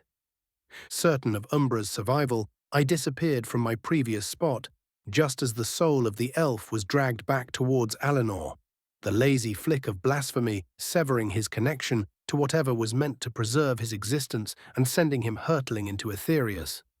Chuckling and shaking my head, I teleported back before the remaining duo, just in time to see Akulakan punch the priestess's head off and the crone once more disappear while sundering the space she previously occupied. My glorious golem boy actually took some damage from that one, which made what I was about to do just that little bit more palatable. I felt the wards of the Falinesti palace before I saw them, and the grip the crone had on them just as well. She rounded on me as I approached, draining the power from all of it and flinging it at me in a massively overcharged burden spell. And then, as if a signal had been given, I felt Yifre's presence focus on me once again, the numerous burrows in the ground below me shuddering as hundreds upon hundreds of beasts of the wild hunt emerged with fury in their eyes, and the tiniest flickers of divine power with it. Adric Magicka surged through blasphemy as I simply cut the crone's spell apart, the force it unleashed spreading across the whole plaza and sending many of the beasts onto their backs if they were lucky as I revealed my true form for all to see. The troops atop the palace were terrified, but none came close to the fear in the blank eyes of the crone as she realized exactly what she had been facing this entire time. The wards of the palace recharged at impressive speeds, and the crone immediately began repurposing them again, searching for some way to contain me. But I was done playing with my food and once more flicked Surge into my grasp, and holding nothing back, I set everything aflame. General point of view. The overlord of the Aldmeri Dominion had to hold himself back from pacing atop the forecastle of his ship, the smoke rising above the distant forests, making him doubt his plan more and more with each passing second. One of his men ran up to him then, blessedly breaking the silence as he saluted my overlord. There was a slight tremor in his voice. The seers report that Falinesti has fallen. Finarfin went utterly still at that fallen. He repeated, "Was the assault not meant to begin mere hours ago? How can it be fallen?" They say, the Justicia cleared his throat hesitantly. They say a third of the city has been turned to ash after a rampage from the enemy commander. None of the elders survived. The overlord felt a bead of sweat flowing down his brow and briskly nodded, hands absently gripping the railings of the ship. "Turn the fleet around." He ordered quietly, "There will be no victory here." The Justicia hesitated for a moment, no doubt thinking of the lost soldiers, but only for a moment as he saluted and marched away to do as he was told. Finarfin slammed his hands into the railing, cracking the wood and sending splinters everywhere. Curses. Emperor Titus wiped the sweat from his brow as the Grand Master of the Knights of the Nine announced the end of their spar, quickly saluting the tall man and walking over to the glowing orb sitting by his kit. He nearly dropped it as he read through Tullius's report, rereading it thrice more just in case before audibly groaning at what he found. A third of Falinesti gone, just like that. Well, at least the civilians weren't there. He shrugged, I can live with that, and promptly decided to just leave the mess for his heir to deal with. 526, Chapter 1, 139, Pacification and Embarkation. Raven's point of view. The conversation within the council chambers of the White Gold Tower slowly dies down as Commander Maro shuffles inside. Before questions could be asked, Titus swiftly taps his armrest to draw our attention. It would seem we are all finally here. Let us begin. Chancellor Ducullus nodded and stood up. Of course, my liege. He accepts a scroll from Maro and clears his throat. As you are all no doubt aware, 2 months have passed since both Elsewhere and Valenwood fell fully under our control. Our swift advance and the utter annihilation of our enemies has shown the world which side is the winning one, and morale among both the nobles and the populace has never been higher. Marshal Valenicus scoffs, as if things are that simple. The Bosmer barely reacts to the man and continues, the 2 provinces are obviously not fully pacified just yet, but aside from a large uprising at Woodhearth and Greenheart, followed by a sizable invasion force from Alinor, there have been no great upheavals. Lord Admiral Alakim's face twists with disgruntlement. Patrolling those waters would have cost us too many ships. An unavoidable risk, Alakim. Titus interjects, we all agreed to preserve the fleet for the counter-invasion. He directs a look at me. Besides, Raven's own forces were more than enough to repel the invaders and restore peace.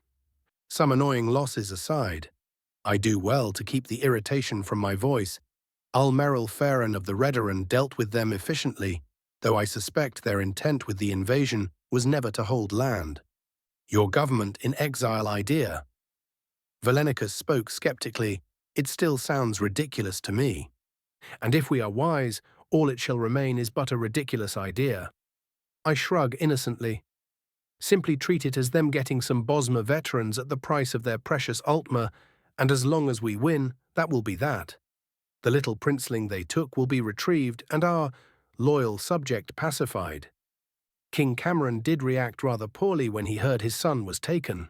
Titus failed to keep the disdain from his voice. I doubt we will be getting much support from the coward now that they have a hostage. And a pretender, mind you, I remind them all. What does it matter anyway? Minthara speaks up from beside me. The Bosmer will take years to recover from the war, as they are right now, and any forces we could raise would be both small in number and of dubious loyalty. Which, as you will find, my dear, I point at her playfully, was exactly my point. We will probably have to quietly remove the family from rulership once the war is done as well. Ducullus looks at me. A number of them were slain during the fall of Falinesti, and that kind of resentment is unlikely to disappear anytime soon. Not my fault there were like 24 of the idiots fighting in the army, I scoff. I mean, if they did not want to die, they shouldn't have been in the palace of their precious capital while I burned it to the ground. Every single councillor looks at me with differing levels of terror or disgust. Minthara just laughs. Ducullus clears his throat again. Yes, about that.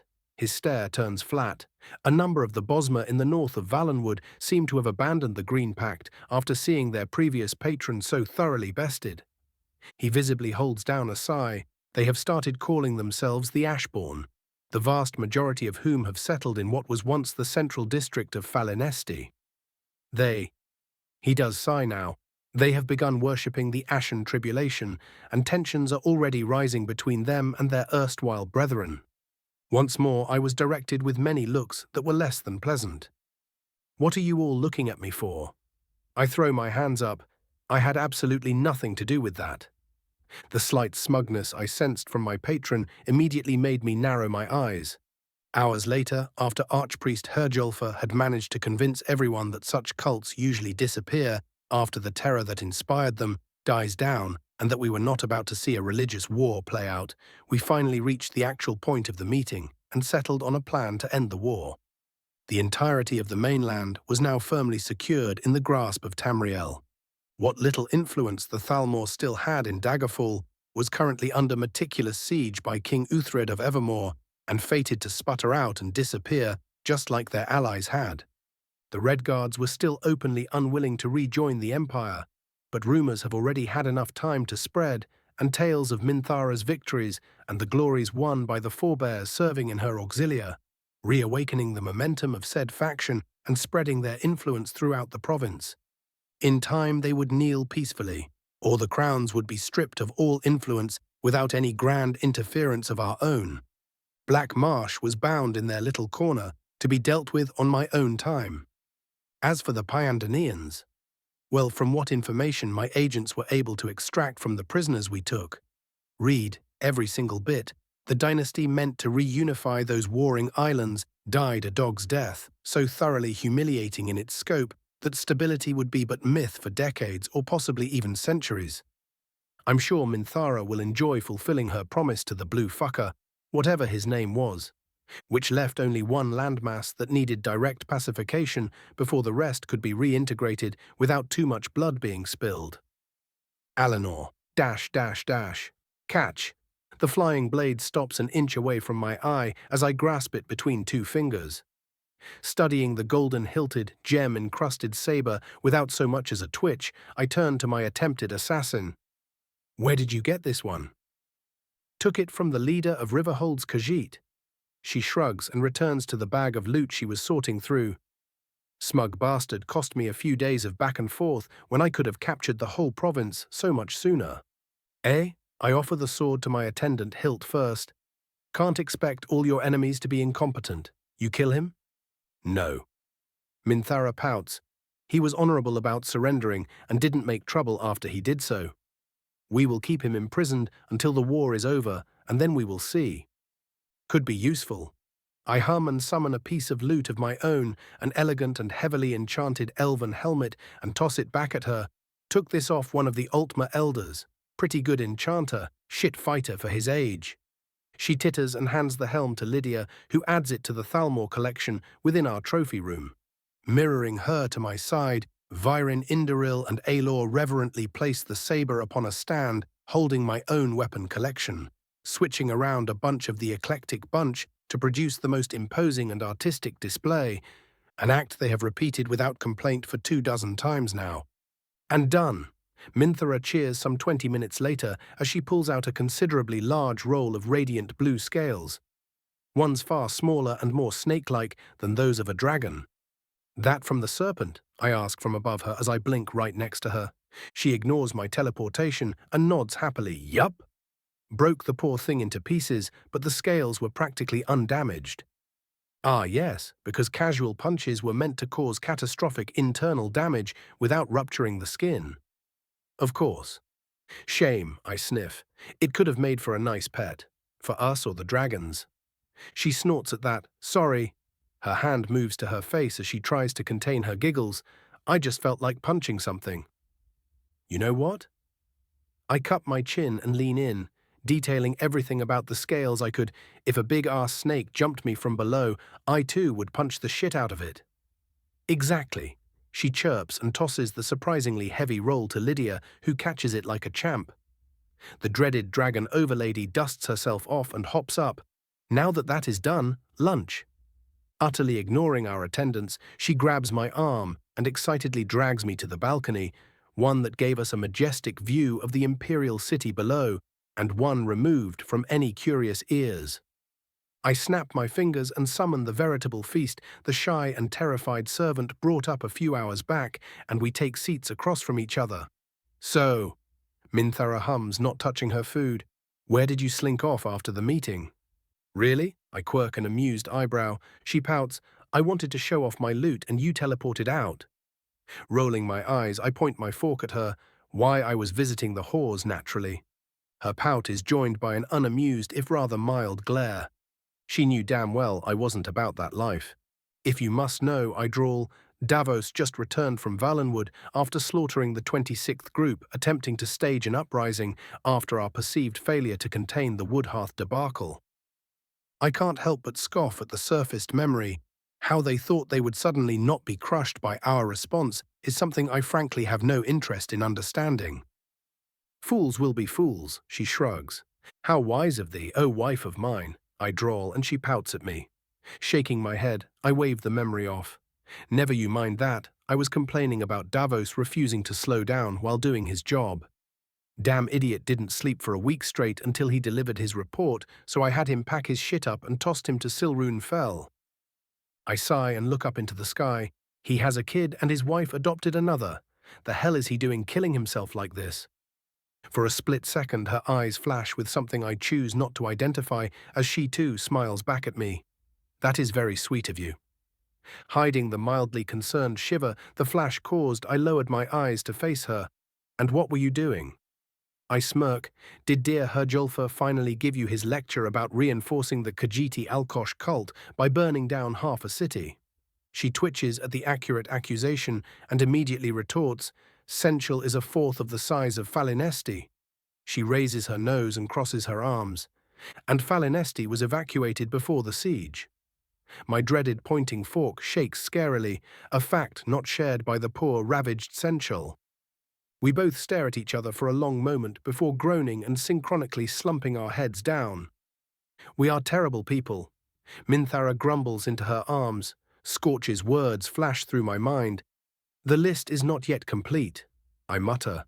She looks up from her arms, eyes confused. What list? Never you mind that. I chuckle awkwardly and immediately shift the topic, ignoring the words that most assuredly did not just leave my mouth. How about we finish our meal and visit the docks again? Hopefully, we will not create another Dark Lord this time. She stares at me for a long moment, eyes boring into mine for any sign of cracking, but my forceful smile remained despite it. Finally, she relented and smiled in exasperation. Fine, but I hope your friend refined his recipe this time. Oh, you will be most surprised. 2 weeks later, we found ourselves riding into the streets of the city of Anvil, a veritable sea of sails visible even from beyond the city walls as the vast majority of the imperial fleet gathered to ferry the legions of Tamriel. The Count of the city, Gerard Anvil, rode out to meet us even before we entered. A quick series of greetings later, Titus, Minthara, Alakim, and myself found ourselves riding alongside him as the many citizens cheered as we passed. Some of the more enthusiastic ones even dropping flowers and pieces of colored cloth at us. Gerard, you old dog, Alakim grinned. I see the enemy was too cowardly to strike at your home twice. The Count smiled, all thanks to our great future leaders and their mighty victories. He inclined his head at us. The number of soldiers and the reinforced defenses made any kind of advance too costly to pursue. His eyes darkened. Even if we had to hunt down a number of raiding parties in the past months. Such are the realities of war. Alakim commiserates and grins, but fear not, old friend. Your people have seen the last of it. Hear, hear. The Count raises his hand, and even if they couldn't hear us, the crowd still roared in approval. Hours later, a swift war council had been held, and our previous decisions were reconfirmed. Legions 4 and Windhelm were to remain and garrison elsewhere, while Legion 3 would garrison the south of Valenwood. The north, however, would be remanded to my own Legion Mournhold, who would be stationed in Falinesti. Best that they keep my new followers. Nice and pacified, the home theatre would, to his great annoyance, be remaining under Titus's command. He was a great warrior and an inspiring leader, but we all knew to whom the final blow must belong, which of course meant that the invasion force naturally fell under Minthara, the Rihad Auxilia, Legions the 1st, 2, Whiterun and Kraganmore, all nominally serving under her, with Tullius serving as the overall strategist, while Alakim would lead both the transport and screening navy. 6 dragons circled above the city, their remaining brethren asking to be left out of what was to come, as they had been thoroughly exhausted by the constant revivals they had been subjected to, while the rest had the fucking temerity to make excuses as to why they couldn't join up once they heard of the glories their Thuri offered. Bunch of arrogant little lizards. Crine made no complaint when I asked him to be ready for a summoning. My whining about unfaithful time spirits aside, we had one final restful, or not so restful, but hey, sleep is for chumps anyway. Night within the Anvil Palace, And when morning came, we all boarded the Imperial flagship. A massive behemoth of a wood and steel, looking like an unholy cross between an overlong quadrireme and man of war. Only instead of cannons, it was lined with so many enchanted scorpions, I genuinely considered if a volley from the fucker would have been enough to take down Alduin when he popped out back in Helgen. Needless to say, the Ultima were fucked. Dash dash dash. Woodhearth is a Bosmer city closest to the shores of Alinor, pretty much in spitting distance. Greenheart is the southernmost coastal city of the province. 527. Chapter 140. Unexpected Civility. Tremble, ye plebes, and despair, for another, by the name of Callum Runchman, has ascended the ranks through pure merit, Corf, and has joined the house's upper management. All soup has been thus taken upstairs. We thank you for your dedication and sacrifice. Enjoy your completely voluntary fasting. A loud series of thunderous cracks rang out across the field as a full dozen great counterweight trebuchets launched their munitions at the walls of the distant city, its previously glorious towers and manors growing increasingly ravaged with each passing day. And many of the fluttering banners it displayed mere weeks earlier now stood replaced with naught but deathly silence. The sight across the field, however, painted a much different picture. A grand military campsite spread out as far as the eye could see, a sea of colourful tents congregating around each other in what one could only describe as the most chaotic, ordered hierarchy imaginable. The closer to the centre of the camp one came, the more elaborate both the colouring and the banners fluttering atop the tents became, just as their residents increased in both wealth and power. The simple men at arms garbed in gambeson and armed with spear and shields giving way to knights in full-plate armour and magi in elaborate robes. However, despite the lure of decadent opulence, today was not the day the master of the camp found himself enjoying another jousting match from the comfort of his pavilion. But instead King Uthred Bellarmane of Evermore stood at the front, just above the trenches that would stop any countercharge from Daggerfall, and observed his foe. He squinted for a long moment and lowered his enchanted spyglass, folding it inwards as he did, and allowed himself the slightest sneer. The proud curs persist. Unsurprising, Howard Mark of Morkel scoffs from just behind him. The Thalmor truly did meticulous work when they fabricated your crimes against them. Indeed, Uthred's sneer grows.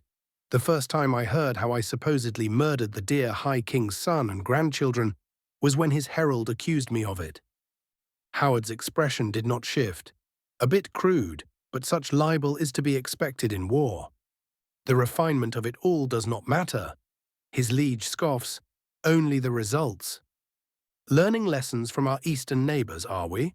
The King of Morkel asks. Uthred turns away from the walls of Daggerfall and faces his subject and closest ally besides his own wife. If they could grow prosperous while their lands are so much poorer than our own, I see no reason not to learn a lesson or two. And this certainly has no connection with your promise to the Hortator. Howard raises an eyebrow. The young conqueror tugs on his cloak as the winds around them pick up. 'Twas but an implication, uncle. An implication that gives you every excuse to centralize power to yourself. Howard presses, and before Uthred can respond, he nods. Good. The younger man feels a bit of warmth bubble in his heart at the open show of support, but quickly forces it down as his court wizard walks up to the two of them, his knights letting the old man through with only minimal inspection. My liege. The old man bows deeply. Word has just arrived from our observes at Rivenspire. Uthred immediately tenses. Have the orcs been dealt with? The wizard's expression doesn't shift as he bluntly states, I am afraid not, my liege. As of right now, the new warlord of the Orsheimer has consolidated his territory at speed, although... He pauses and frowns. Speak, Elcassar. Uthred nearly snaps at the interruption. 1,000 pardons. The mage blinks. The orcs sent an emissary straight to our observers and requested we meet them on the fields north of Alcair within the month. Uthred shares a long and confused look with Howard, the two sharing a silent conversation before the young ruler sharply nodded and looked to his guards. Fetch me Reynold. We are dealing with Daggerfall as quickly as possible. Finally, Howard muttered. Days later, and thousands of Bretons slain in vain, High Rock crowned its new High King. The city of Alcaire slowly grew smaller in the distance as the company of knights rode over the cobbled roads of inner high rock, their panoply resplendent and shining, each plate polished and each tabard re-dyed for what was to come. The banners fluttering atop their lances clearly announced them as the entirety of the Knights of Evermore, and at their head rode the new High King of High Rock, his cousin the Knight Captain, and his uncle, the King of Morkel, following closely behind. Reynold Uthred spoke up over the sound of hooves. "How fare our preparations?" "All is prepared, cousin," said Knight declared loudly. "Our troops are closing in from west, south, and east. Should the orcs turn out to be betrayers, I will hold off their champions while my brothers escort you back." The latter statement was uttered without any hesitation. The skies were blue, and Reynold would gladly die to buy him time to withdraw. Rarely does a man of such prowess grow to be so loyal. Uthred muses internally, "I made the right choice when I supplied his warband with all they would ever need." And what of our new recruits? Howard spoke up then. "Do we trust them not to break ranks the moment they see an opportunity to betray us?" "A worthy concern, Your Highness." The knight nods, "but one I have already taken into account. Each banner whose loyalty is dubious marches surrounded by our most loyal and seasoned troops." "Good." Howard nods. "Your command is a credit to the whole of High Rock." "I thank you for your kind words, Your Highness." Reynaud offers a practiced salute. "However, the time for kindness is over. I see the enemy camp in the distance." And just as he pointed out, the stronghold of the orcs came into sight. "No, not quite a stronghold." Uthred narrowed his eyes, "but a fortress all the same. Unlike the usual simplistic construction one could expect from the Orsimer, the sole pass between the Kingsguard mountain range had been fortified to the standards of a seasoned military engineer, limited only by the resources available and the skill of the laborers. Interlocking palisades twisting around each other made an easy assault near impossible, while hastily erected stone brick walls stood at every important choke point, with thick round towers overlooking them, creating kill zone after kill zone. The fortress was brutal, efficient, and most notably cheap. Everything a Breton fort was not. A singular banner hung atop the fortress, the red hammer and anvil on a field of green just as brash and imposing as the rest of the edifice, declaring the orcs' intentions for all to see. "The banner or Orsinium," Howard muttered lowly. "They seek to establish a kingdom of their own." "War is inevitable, then." Uthred wanted to sigh, but stopped himself. "And just when I thought we were finished with all the butchery." Howard let out a low chuckle, a lesson every ruler inevitably learns. He paused as the gates of the stronghold split open and a group atop stocky war horses rode out. "Is that peace is but the time between all the butchery, not the other way around." The High King nodded, a melancholic sheen to his eyes. "And yet I already grow tired of it." "Just means you will make a good ruler." Howard chuckles and places his helm atop his head. "But that will have to wait. We have a warlord to greet." The two companies reached each other a good 3 minutes' ride away from the stronghold, well and truly out of range of any potential artillery or war spell, and with retreat paths easily accessible on both ends. A dozen Bretons rode out from the company of knights, each a noble representing an important domain of Evermore, while only 5 orcs rode out from their own group, their armor made for functionality over prestige, and yet one would have to be a fool not to immediately realize the mer in charge. He was a good head taller than any orc beside him, clad head to toe in heavy orichalcum plate, twin scimitars sheathed at his sides, and a great spear glowing an ominous red on his back, his face hidden behind a visored great helm marked with a long plume of horsehair. But what drew the most attention was the great warhammer attached to his saddlebag, nearly as long as he was tall, and with its spiked head making it look more like a metal mallet than a proper warhammer. And rare was the person who needed more than a moment to guess the weapon's name. Volendrung. "Hail, orcs!" Reynold's voice rang out like thunder as the orcs neared. "Rejoice, for you stand before the High King of all High Rock, Uthred of House Bellarmine, liberator of Wayrest, and Bane of the Thalmor." The 4 orcs beside the warlord merely shifted in their saddles. Their leader, on the other hand, rose his hand in greeting, and somehow managed to speak even more loudly than the knight. "I am War Chief Durek of Orsinium." Uthred stirred his horse forward, studying the orc for a long moment before challengingly asking, "Can we trust you to remain peaceful for this parley, War Chief Durek?" The orc did not answer immediately, hands reaching up to remove his helm and revealing a surprisingly youthful face below. "If you can trust one thing," the orc smirked, "is that I will make it known before I decide to kill you." Some of Uthred's vassals cursed and reached for their weapons, but the High King rose his hand to stop them and merely rode on without pause, stopping his horse only a few meters in front of the orcish party. The orc eyed the obviously magical scepter hanging off his belt, but to Uthred's surprise, the greenskin failed to show any of the disdain one might expect from his kind, merely acknowledging that Uthred was a mage and filing the information away for later. That would explain their rapid advance. Uthred considered in the privacy of his own mind, "This one seems wiser than the usual orc." His thoughts would have to wait as his vassals rode up behind him, and before the orcs could take the reins of it all, he spoke. "I must admit myself, surprised you called for us instead of merely continuing with your invasion." "Invasion, Your Grace?" The warlord quirked an eyebrow. Uthred would never admit, but the proper form of address left him quite discombobulated. Thankfully, the orc kept speaking while the Breton recovered. "I was unaware we were at war." The orc pointed an open hand back towards his stronghold. "Rivenspire was an independent kingdom, not yet under your rule, and a number of our own people resided within its borders. Their rulers mistreated them, and they called for aid." He grinned a tusked grin. "We merely responded." "Sophistry," one of the Bretons very nearly screeched as he pointed at the orc accusingly. "You beasts never needed an excuse to rape and pillage as you will.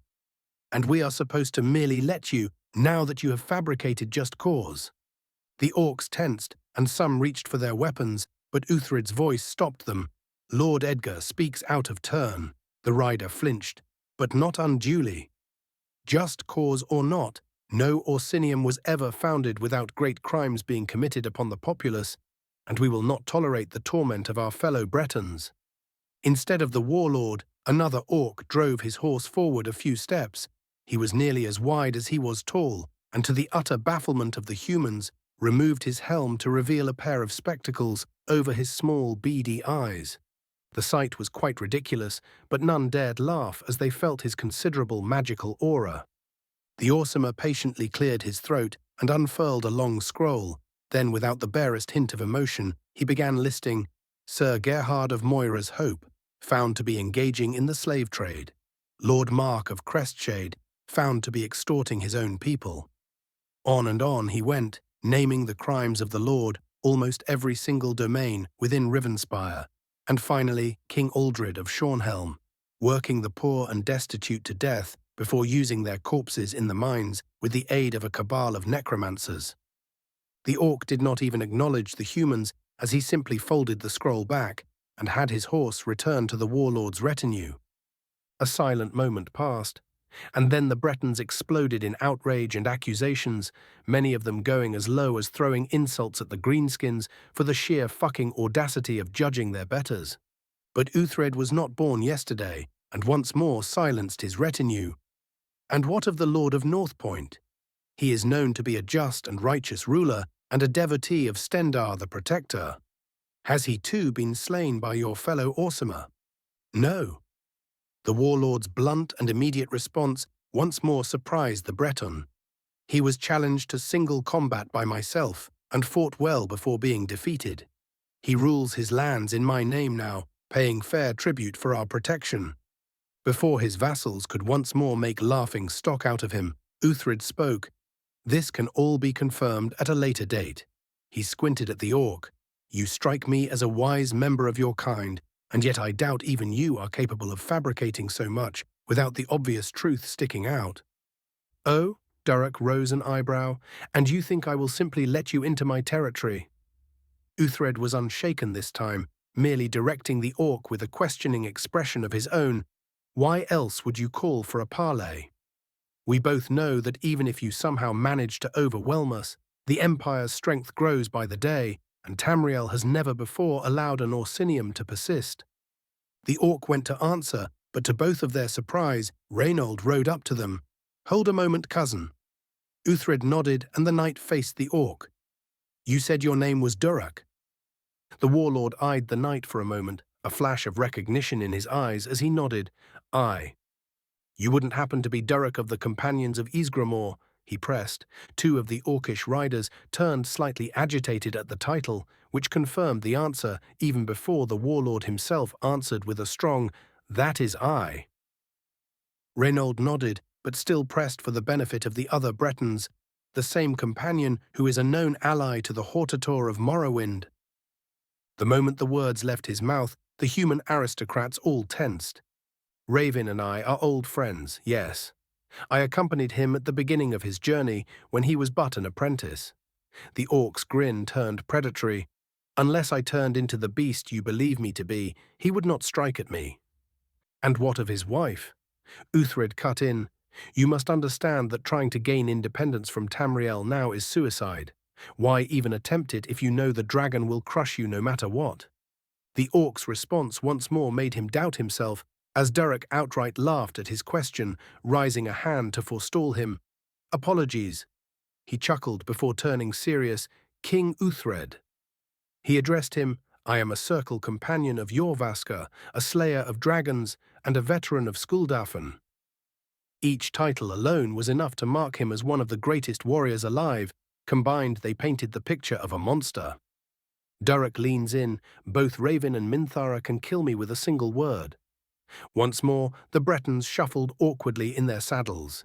They knew the stories about their future sovereign and her spouse, but to have it confirmed by someone who knows them personally, Uthred had to hold back an eye roll as he felt looks of respect and admiration directed at his back, for he was wise enough to curry favor with the pair long before the rest of them even considered it. Rats and snakes. The High King sneered internally and outwardly nodded at the orc. "So you plan on remaining loyal to Tamriel then?" "Only an idiot or someone suicidal would not." Durak nodded firmly. "And now that I have confirmed I am not the barbarian you expected." Once more his expression took on a predatory glint. "Let us negotiate." 528, Chapter 1, 141. The Tamrielic Onslaught. General point of view, two high elven city watchmen stood slouched, leaning against polished glaives. Their weapons were free of the marks of combat, and their eyes drooping as dawn arrived and the harbour of Firsthold came alive in the exact same manner as it had for centuries before. The one to the left groaned as he stretched his back. "Blessed Ariel, finally." He mumbled tiredly as his bones produced a series of satisfying pops. "Remind me not to talk about the commander's love life again. I'd kill to avoid another double shift." "Pah," his colleague spat on the ground. "Noble Ponce deserves it for being a cuckold. Maybe if he wasn't strutting about like he was the Kinlord herself, he'd deserve some of the respect he demands." He shook his head. "Should have been useful and died on the mainland instead of bothering us honest folks." "All power to him, I say." The first elf shook his head. "Better to be a coward than end up in the maw of some dragon." "Don't let the Thalmor hear you say that," his colleague warned half-heartedly. "Last we need is to get requisitioned for insurrectionist thought." Both faces twisted with disgust at that. Half a minute passed before he spoke up again. "Think the bastard forgot to send our replacements a gar—" "Shh!" He was interrupted as his colleague leaned his ear forward. "Do you hear that?" "Hear what?"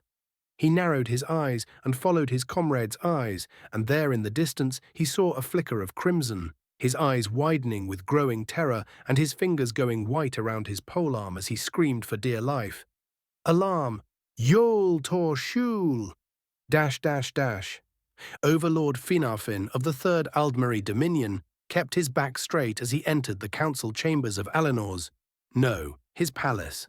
His billowing robes hid the minute twitches of his limbs well, and none of the aristocrats, representatives, and Thalmor within dared comment on his sudden paleness as they stood and saluted.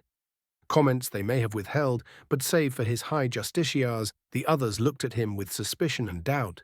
The many losses sustained on the mainland were already battering against their morale, especially when it came to the fool Narcissus, who even now quietly blamed him for the negligent command that led to the death of the Pyandanian.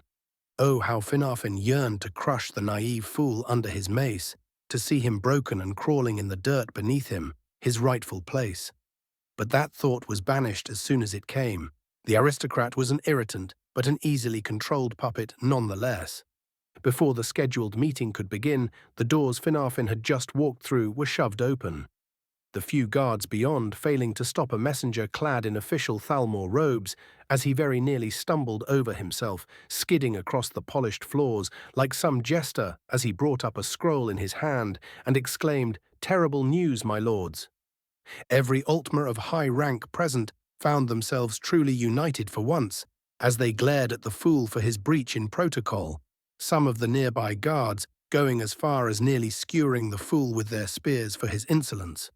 But Finarfin could see the genuine panic in his eyes, and as frustrating as the interruption was, he was not fool enough to punish him. And so he bid him speak.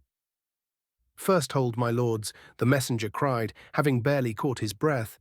"A great red dragon came out of nowhere and brought down its walls, and an immense fleet of the Imperials has followed behind it. Entire legions have invaded Oridon." A beat of silence passed, and as if a scroll had been primed, a wall of noise exploded from each corner of the room. The spreading panic only stopped as the overlord smashed the war table apart with his mace and glared everyone into silence. The messenger was then interrogated in silence and promptly dismissed, leaving behind the tense collection of the island's power holders stewing in the gravity of the situation. One that was broken as exclamations of "utterly unacceptable" and "it is the Septim bastard all over again." From some of the older ones rang out all across the chamber, and even a "we are doomed" from a recently promoted guildmaster. Finarfin would ensure such a coward would not serve his seat for long. "How did they pass our seers?" one high justiciar demanded, glaring at a terrified mage. "They were told to keep overwatch for exactly this reason." The representative of the many mage guilds slammed her hands on the war table, her fear boiling over into anger. "We were told, were we? And what of your agents? Why have they failed to deliver information of a naval build-up until they were literally at our doorstep?" More and more of the representatives forgot themselves and the overlord's threat as panic began to spread once again. Finarfin used the moment to meet the gaze of the sole other elf not lost in the moment, the silent High Justicia wordlessly accepting his mission of finding out exactly what had happened and what could actually be done, and marching out with cold fire in his eyes. "Silence," Finarfin commanded, and the naked threat in his voice had the chamber instantly quietening down. "If you have nothing productive to add, then keep your defeatist idiocy to yourselves. We need an immediate plan of action. The Empire cannot be allowed to keep a foothold on Oridon, much less Alinor itself." Under the Overlord's glare, the high officials began properly doing their jobs, even as Finarfin felt the foreign energies within his blood bubble up and burn under the surge of raging emotions he was feeling. His grip remained firm, however. The appointed time was not yet here. He must have been too deep in his thoughts for a while, because his facade nearly cracked once Narcissus spoke up, cutting through the conversation as he demanded, "And what of the people?" Unease had already grown when we fled Valenwood. The commoners will not stand idly by and suffer in silence as the end approaches. Then have them grab their ancestors' arms and join the fight. Finarfin's grip slipped, but for an instant, and all he could do was hold back a snarl as he declared, "If, however, they dare go against the authority of the Thalmor, they shall be put down like the traitorous dogs that they are." His words were followed by a stunned silence, many of the Altmer leaders looking like they wished to protest. But the manic gleam in the Overlord's eyes stopped them short. They knew in their hearts that he was on the edge of making an example, and no one wanted to volunteer for that particular honor. Narcissus closed his eyes, considered what he had seen and heard, and began praying to the divines for salvation. But no matter how the Thalmor planned, prepared, or prayed, they were unable to even slow down the dragon's invasion. Within the same day of the fall of Firsthold, another fleet landed near Skywatch, disgorging the bloodthirsty Redguards into the city like a swarm of locusts, the vengeful humans falling upon the populace like a pack of rabid dogs.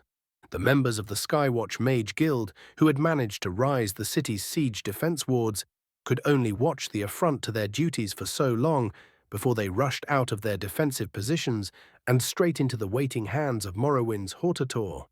What ensued was no battle, but a meticulous hunting down of names once great, now forever forgotten, the casual ease of it all ruining the defenders' morale, and the sheer presence distracting them from the hidden blade waiting to strike. And then, as a prodigal archmage was murdered in the sight of his masters, the slow slitting of his throat drawing their attention from their scrying.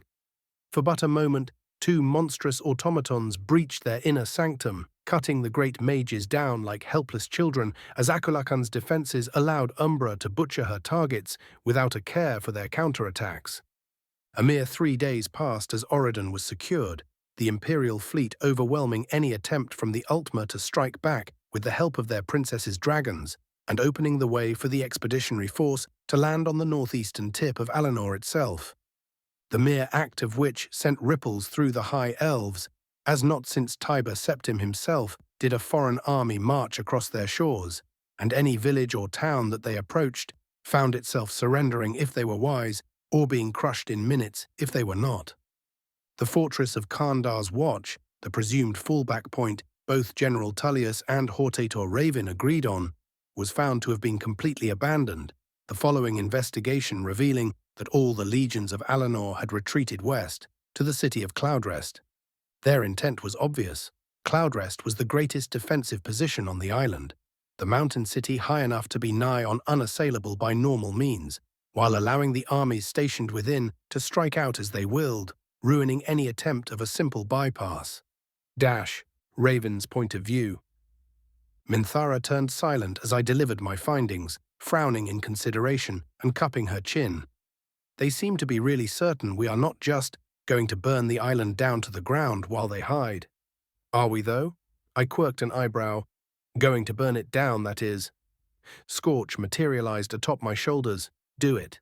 Show the featherless degenerates the error of their ways in a way they will never forget. She giggled as I grabbed Scorch by the beak and forcefully shut him up, the squawk of betrayal only making the sight more comical as Minthara had to hold back her laughter. Damn bird hasn't had his dose of war crimes recently, he is acting up. Minthara wiped an imaginary tear from her eye and smiled. As tempting as that is, we will need land worth ruling after we are done. Her entire demeanor shifted as the young woman gave way to the dragoness. They may think they are safe in their halls, but I say all they did was neatly gather themselves to be slaughtered. My poor fucking soldiers. Oh boy. General point of view, no call for parley came from the brilliant peaks of Cloudrest, nor was an envoy sent from the perfect machine of the Tamrielic expeditionary force as they marched up to the city's mighty walls. Nothing save for a simple commandment tied to an arrow declaring surrender would only be accepted until the evening of that same day. Unsurprisingly, the Thalmor kept their silence. The dawn came, and so did the assault. Expert Imperial artillerymen ravaged the defenses with reckless abandon, the seasoned legionaries pushing through the numerous elves concentrated within the city like a grindstone, unrelenting and unstoppable. Above it all, the mages duelled. Familiars nurtured for centuries faced off against mighty dragons, masters of all schools on both sides throwing increasingly deadly and heinous spell at each other as both the Ultima and the Telvanni let loose completely and utterly. The skies above Cloudrest burned, driving terror into the defenders as many relived the Oblivion crisis and trembled in fear, realizing in their hearts that resistance was futile. Still they fought, the brave Griffin knights of the city sallying out atop their mighty steeds and battling the dragons in the skies, managing to cut down 2 before they themselves were overwhelmed by the sheer number of spells aimed at them. The final member of their order faced his glorious end as he used the speed of his steed to disembowel an orange worm, passing through the sea of spells and death as he rushed to the Dunmer currently busy disintegrating an entire artillery bastion by his lonesome. He made his peace with the gods, couched his skylance, and prepared to end the dreaded foe, only to be taken completely off guard as a dragon as large as the red one appeared seemingly out of nowhere. the black and gold monstrosity leaping up from below them and biting both griffin and rider in half in one mighty snap of his jaws. Krynar Vokan roared his victory and joined the butchery below. However, no matter the Empire's might or that of their allies, the battle still took a full 2 days to conclude, as the sheer concentration of Altmer legionaries and militiamen fought for every single inch of ground with tenacity that was appreciated even by their Nordic enemies, the heavily warded streets and towers giving them just enough breathing space for their mages to save them from instant annihilation, and thus letting them make their stand worth something. Both sides knew the mountain could have simply been shouted apart, but Cloudrest was worth far, far more intact than as a pile of shiny rubble, the perceived mercy only serving to enrage the Altmer as their pride was ripped into complete shreds by the realization. But as before, the Empire and the Dragonborn that led them remained relentless, and as a spear wall of Dunmer pushed through an Altmer elder mage and her honor guard, her apprentice, in a bout of panic, channeled a collection of black souls into the soil and began rising all of the corpses within the city from their rest. Unfortunately for the entrepreneurial mass desecrator, a mere minute passed before a miniature sun came alight above Cloudrest, ignoring any and all barriers, as all the undead were set free in a cascading wave of gold, the sun suddenly bubbling and folding into an arrow before it slammed directly into the palace of the city, marked the end of the battle and the desperate surrender of what remained of its defenders. No matter their determination or pride, the High Elves could not stand under the force that had long since surpassed Tiber Septim himself. All that was left now was the hope that the message was a bluff, and that their surrender would be accepted. Raven's POV, 3 days later. While Minthara dealt with what remained of Cloudrest and readied her march west to Alinor the city, I found myself standing before the walls of Shimmerine with only Legion Kraganmore at my back. Shimmerine was a beautiful place, hell all of Alinor was, if I was being honest, but there was a certain homeliness about the place I found myself quite unwilling to mar with a slaughter. And so I made my choice and approached. The fear of the defenders was palpable as I strolled up to the walls. Such was my presence that none of the bowmen atop the walls dared loose their arrows. Even the few hateful Bosmer found themselves unable to move as my aura flowed freely and announced to them just how fucked they were if they tried anything. My eyes met the familiar gaze of the city master's daughter, the foolish Lady Neris, who had progressed far beyond the meager power she carried the last time we met, stood atop the gatehouse, trembling uselessly as she felt something beyond her existence stare directly into her soul. "I will make this offer but once," I declared casually, knowing damn well that every soul within the city could hear me. "Drop your weapons or perish." I only needed to wait a minute before my command was obeyed. General point of view. Narcissus felt hollow as he walked into the long vacant throne room of Alinor. The news of the fall of his home city had arrived but a few hours earlier, and he still fretted about his daughter's fate, even after nearly fainting in relief after learning she had been imprisoned instead of outright executed. With all the increasingly dreadful propaganda the Thalmor were spouting in the capital, even he found himself unable to fully ignore the dread the Imperial advance caused. Sadly, he was not here to wallow, and found himself looking upon the leader of the failures meant to protect and guide their people. The ever-important overlord of the Thalmor stood before the throne. The once glorious ancient edifice marred by 2 shrines that had been built to its right and left, one bearing the familiar ostentation of Meridia, while the other was carved with the accursed filth of Molag Bal. Finarfin turned away from the seat of the Arana, revealing an elaborate magic circle below him that connected the shrines to the throne, its grooves filled with fresh blood, bubbling with magicka and something the Kinlord could not identify. "What?" Narcissus felt his mouth go dry as he took a step back. "What have you done?" "Ah." Finarfin sounded genuinely disappointed to see him. "Narcissus, come to see the path of our salvation?" "Salvation?" The Kinlord found himself muttering in both fury and incredulity, voice suddenly lacking any and all passion as he realized just how far his people had fallen. What kind of foolish salvation could possibly be worth desecrating the seat of Oriel himself with the markings of the foulest of monsters? "Oriel," Finarfin glared at him. The same Auriel who birthed that monstrosity, who even now destroys our lands, who even now butchers your beloved people. Narcissus winced at the reminder, but still shook his head. You go too far, Finarfin. Nothing is worth selling your soul to Molag Bal. Selling my soul? The Overlord asked, sounding almost amused.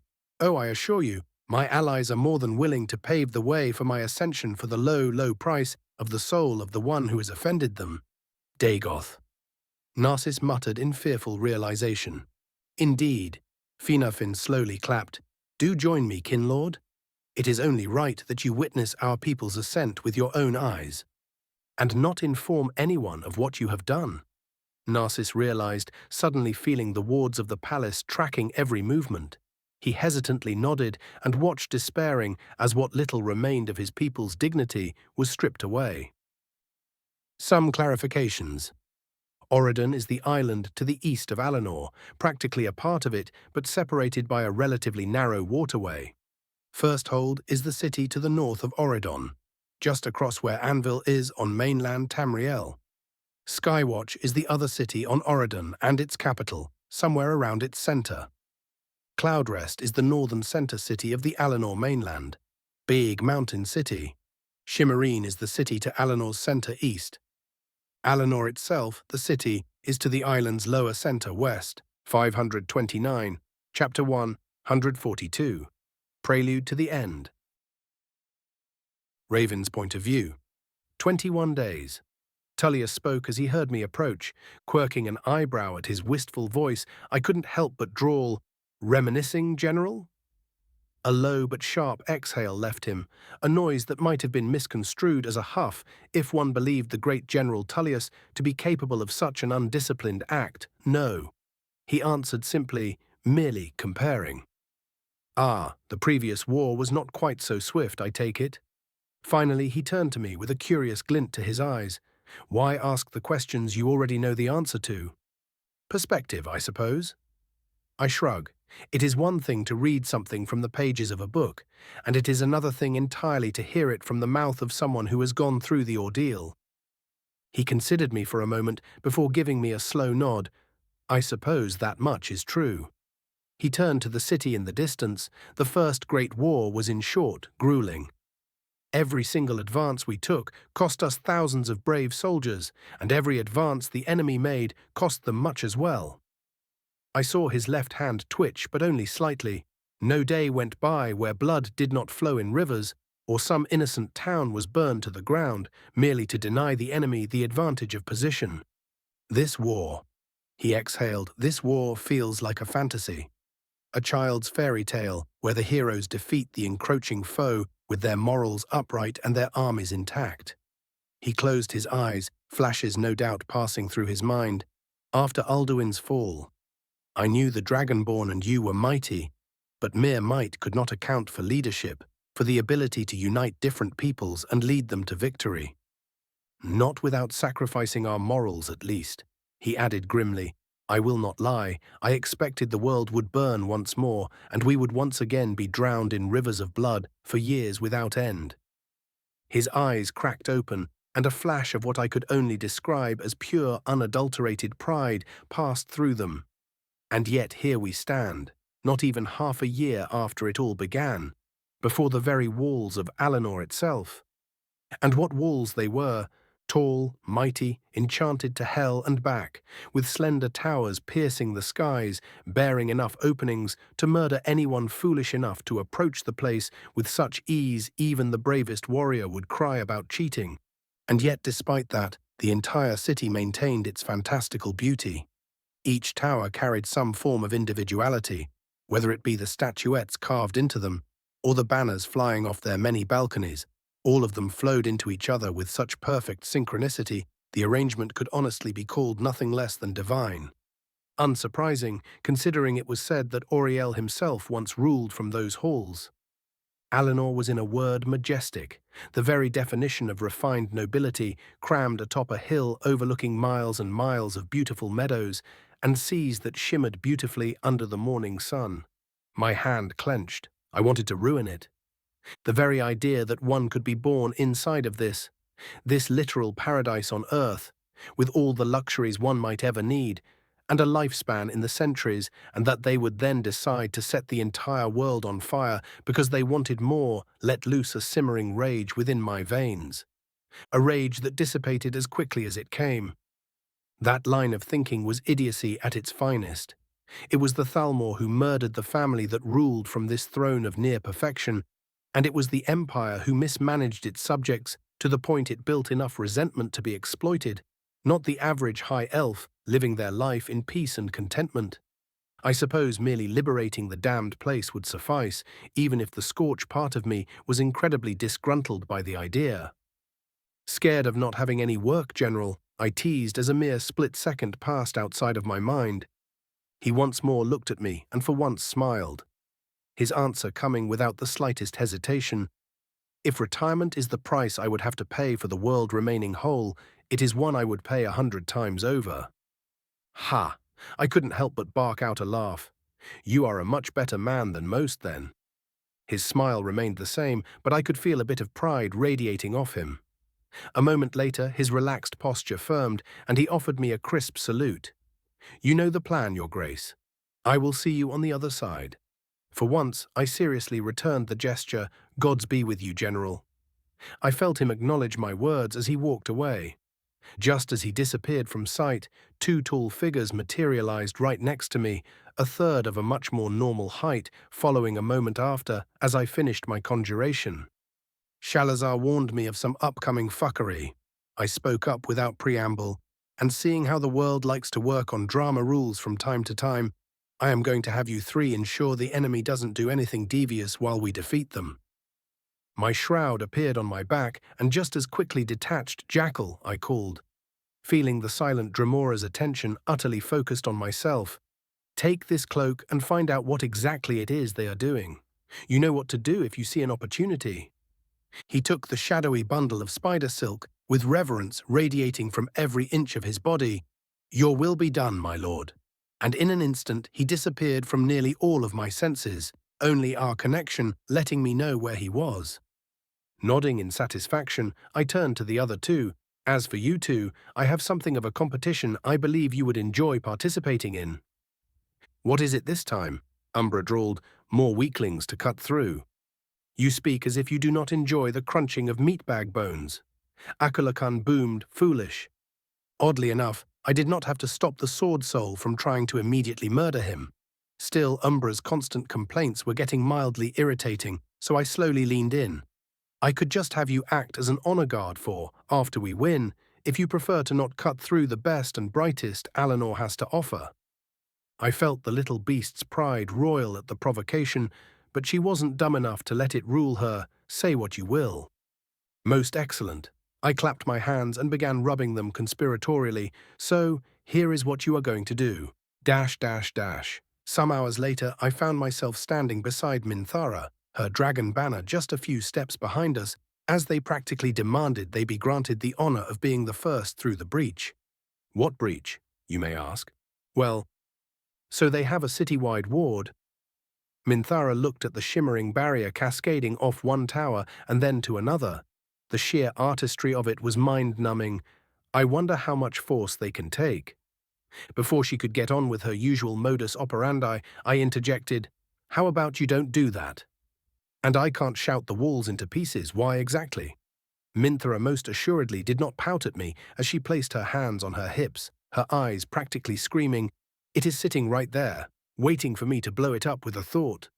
Because, my dear, I smiled lightly, the Altmer practically worship magic. And, she deadpanned, but before I could get to explaining, she rose a hand to stop me. No, wait. Her eyes lit up as she realized my most devious intent. Me merely shouting it apart would still do the job, but if someone were to unravel the work of their most storied ancestors. Someone like, say, the most handsome Mer that ever lived. I grinned widely, causing a few groans from among the dragon banner and a laugh from a certain bard. I was still amused by the fact Marco disguised himself as a Nord from the moment he stepped foot on this island. Poor fucker would have probably gotten lynched, happened to a few loyalist Altmer already. Minthara's gleeful expression drew me back from my thoughts as she found the obvious conclusion, their morale would break. Try shatter, I smirked and turned to face the city. I allowed myself a final moment to enjoy the beauty of it all, and then rose my grasping hand.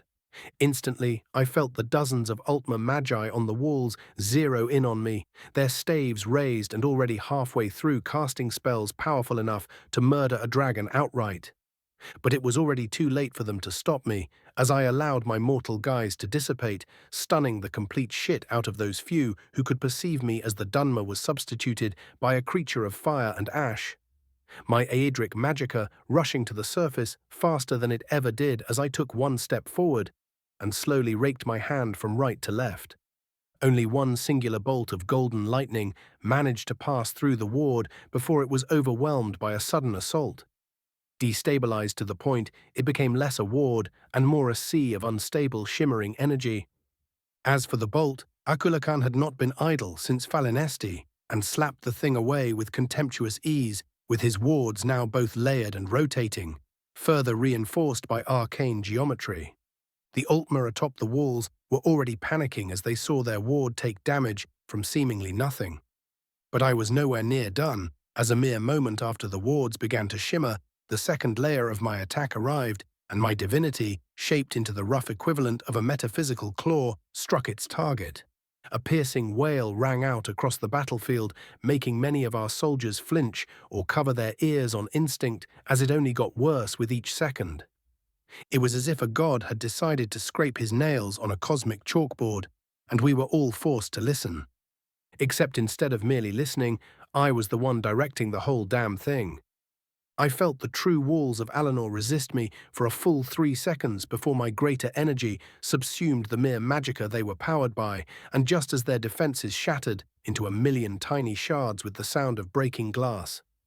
My spell followed after what remained, infecting the ward structure itself like a viral disease and spreading faster than any of their magi could hope to counter. I pulled my still open hand back and finally closed the fingers into a fist. A beat of terrified silence passed as I felt the defenders' realization of just how utterly fucked they were settle within their hearts, and then I chose to make it even worse. In a shuddering pulse of power, the visible parts of the ward scheme carved into the walls and towers turned from brilliant gold to smoldering grey, and then detonated. The main gatehouse, 200 meters of wall and 5 towers, were thus unmade by a single move of my hand, and the terror of the city could be smelled from all the way here. Minthara wasted no time, rising Dovakran and calling, "Let us end this once and for all." Her face disappeared under Konarik as she roared, "Charge!" Akulakan and Umbra disappeared from beside me in a flash, and without bothering to turn to the roaring legion behind us, I summoned Blasphemy in glaive form and joined Minthara in her charge, the distance between us and the city disappearing below us as we burst through and fell upon the Thalmor within like a hurricane. Our path to the palace was painted in blood and death. General point of view, Akulakan and Umbra reappeared within a large stone chamber, startling the already panicking trio of Ultima generals within. One was halfway through pointing his sword at the duo and demanding, "Who are you?" only to have a great sword shoved through his throat as his 2 colleagues were grabbed by Akulakan, their heads turning to soup as they were crushed against each other. Umbra flicked her blade sideways, decapitating her prey and falling upon his guards, while her sibling patiently cleaned the blood from his hands before unclasping a large round device from his hip, dropping it on the ground without much care and taking one step away as it activated. As the final guard fell, the device finished its work and a shimmering portal opened above it. A short and far too toothy Dunmer stepping inside, followed by a Redoran warrior clad in heavy armor and a dragon-scale shoulder pad. It is always such a pleasure, having someone as brilliant as our Hortator leading us. Vels Carvani grinned like a shark. "Wouldn't you agree, Farron?" "Indeed." The taller elf nodded, scanning the room. "Come, there is work to be done." A surge of Dunmer exited the portal behind them, and the main garrison of Alinor soon found itself under assault from within. On the other end of the city, Narcissus, like every other high elf within a good half a day's travel, could practically taste the terror of their kin in the air. The sounds of battle outside so overwhelming, they reached even over the great gardens of the Arana and within the palace itself. He only half listened to the reports rapidly trailing in, as most of his attention was still focused on the Overlord, who had yet to engage the enemy in battle despite his constant grandstanding. But as the last Thalmor runner left the throne room, and the Kinlord went to speak up, something in the air shifted, and the Overlord began casting a great ritual, the magical circle below him activating and circulating power between the seated Thalmor and the two altars. Narcissus was momentarily confused, but not for long, as he felt the telltale signature of soul energy of the vilest kind being dragged from all around them and into the circle. No human souls nor Dunmer were drained, protected as they were by their patron's attentions. Only an abundance of bright, hopeful Altmer, their kin betrayed one final time. 530. Chapter 1, 143, Plucked Ascent. Before he even realized what he was doing, Narcissus unsheathed his blade and pointed it at the traitor before him, the demand of, "What in oblivion do you think you are doing?" rushing to his lips. For a moment it seemed as if Finarfin would ignore him, the temptation to simply stab the bastard and be done with it growing within the nobleman, only for the Overlord to allow his focus to split and turn to face him. "Treason, Kinlord? At this hour?" The question lacked even the slightest trace of fear. Narcissus glared, eyes filled with hatred, and spat out, "Do not speak to me of treason, cur. You and your ilk have done nothing but drag our people through the mud ever since you committed the ultimate sin and betrayed the Arana." The sword in his hand shook from sheer fury, "And now you seek to drag us even deeper." He expected a rebuke, a retort. Hell, even an attempt to kill him would have been better than what came in truth, as the Overlord first chuckled and then threw his head back and laughed, the noise carrying no humor but sheer madness, as some comedy only he could behold played out before the traitor's eyes. Narcissus felt sweat rolling down the sides of his face as he gripped his sword like a lifeline. No doubt feeling that the Kinlord was about to run out of nerve and lunge, Finarfin lowered his gaze back to him and sneered, "Oh, how precious you nobles and your obsession with that damned name. Always so blind to what is happening before your very eyes." "What madness are you trying to imply?" Narcissus demanded. "I was born in this accursed palace, you know," the Overlord said simply and without preamble, the delivery so flat he may as well have been speaking of the weather, exactly 180 years ago. At first, Narcissus thought he spoke of being the son of a servant, but then it clicked for him. The rapid growth in power, the natural bearing of authority, the way the palace's wards reacted to him with such welcoming ease, and lastly the very birth celebration he himself participated in. Back in those more peaceful times, "Impossible," he muttered, half hopeful, half despairing. "I see you aren't quite as blind as you try to appear, Kinlord." Finarfin drawled, "For I am the very Arana you so seek to glorify. I am the boy who was hidden away, as his family was slaughtered before his very eyes, who had to watch his weakling father fail to defend what was his." The Kinlord merely stood there, shaking. It seemed almost as if a weight had been lifted from his shoulders as he exhaled, "So tell me, Narcissus, now that you have been given that useless name, to whom do you and everyone on this island owe their loyalty?" His expression firmed into a glare. "To whom do you owe your obedience?"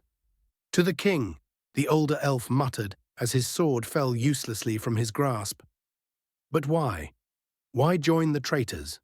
I do not understand." "Revenge, quite plainly," Finarfin answered simply.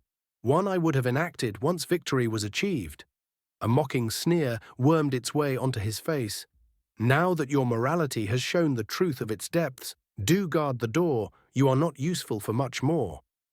Narcissus, feeling utterly numb, stepped away from the well of souls and allowed himself to slide down a nearby pillar, completely lost as to what he needed to do. Raven's point of view. A snap of my fingers caused the fireball in the soldier's free hand to detonate, killing him instantly and incinerating half of his unit, the sudden opening giving ample time for Minthara and the Dragon Banner to rush them down and butcher them without so much as taking a wound. With a lazy eye roll, I looked up to find the hundreds of arrows the palace guard had been flinging at us for the past few minutes, just standing there, levitating ominously. I waited for the right moment, and just as Minthara smashed the gates of Alinor's palace apart, I rolled an index finger, twisting the projectiles around and launching them back to sender with far more explosive force than their flimsy little bows.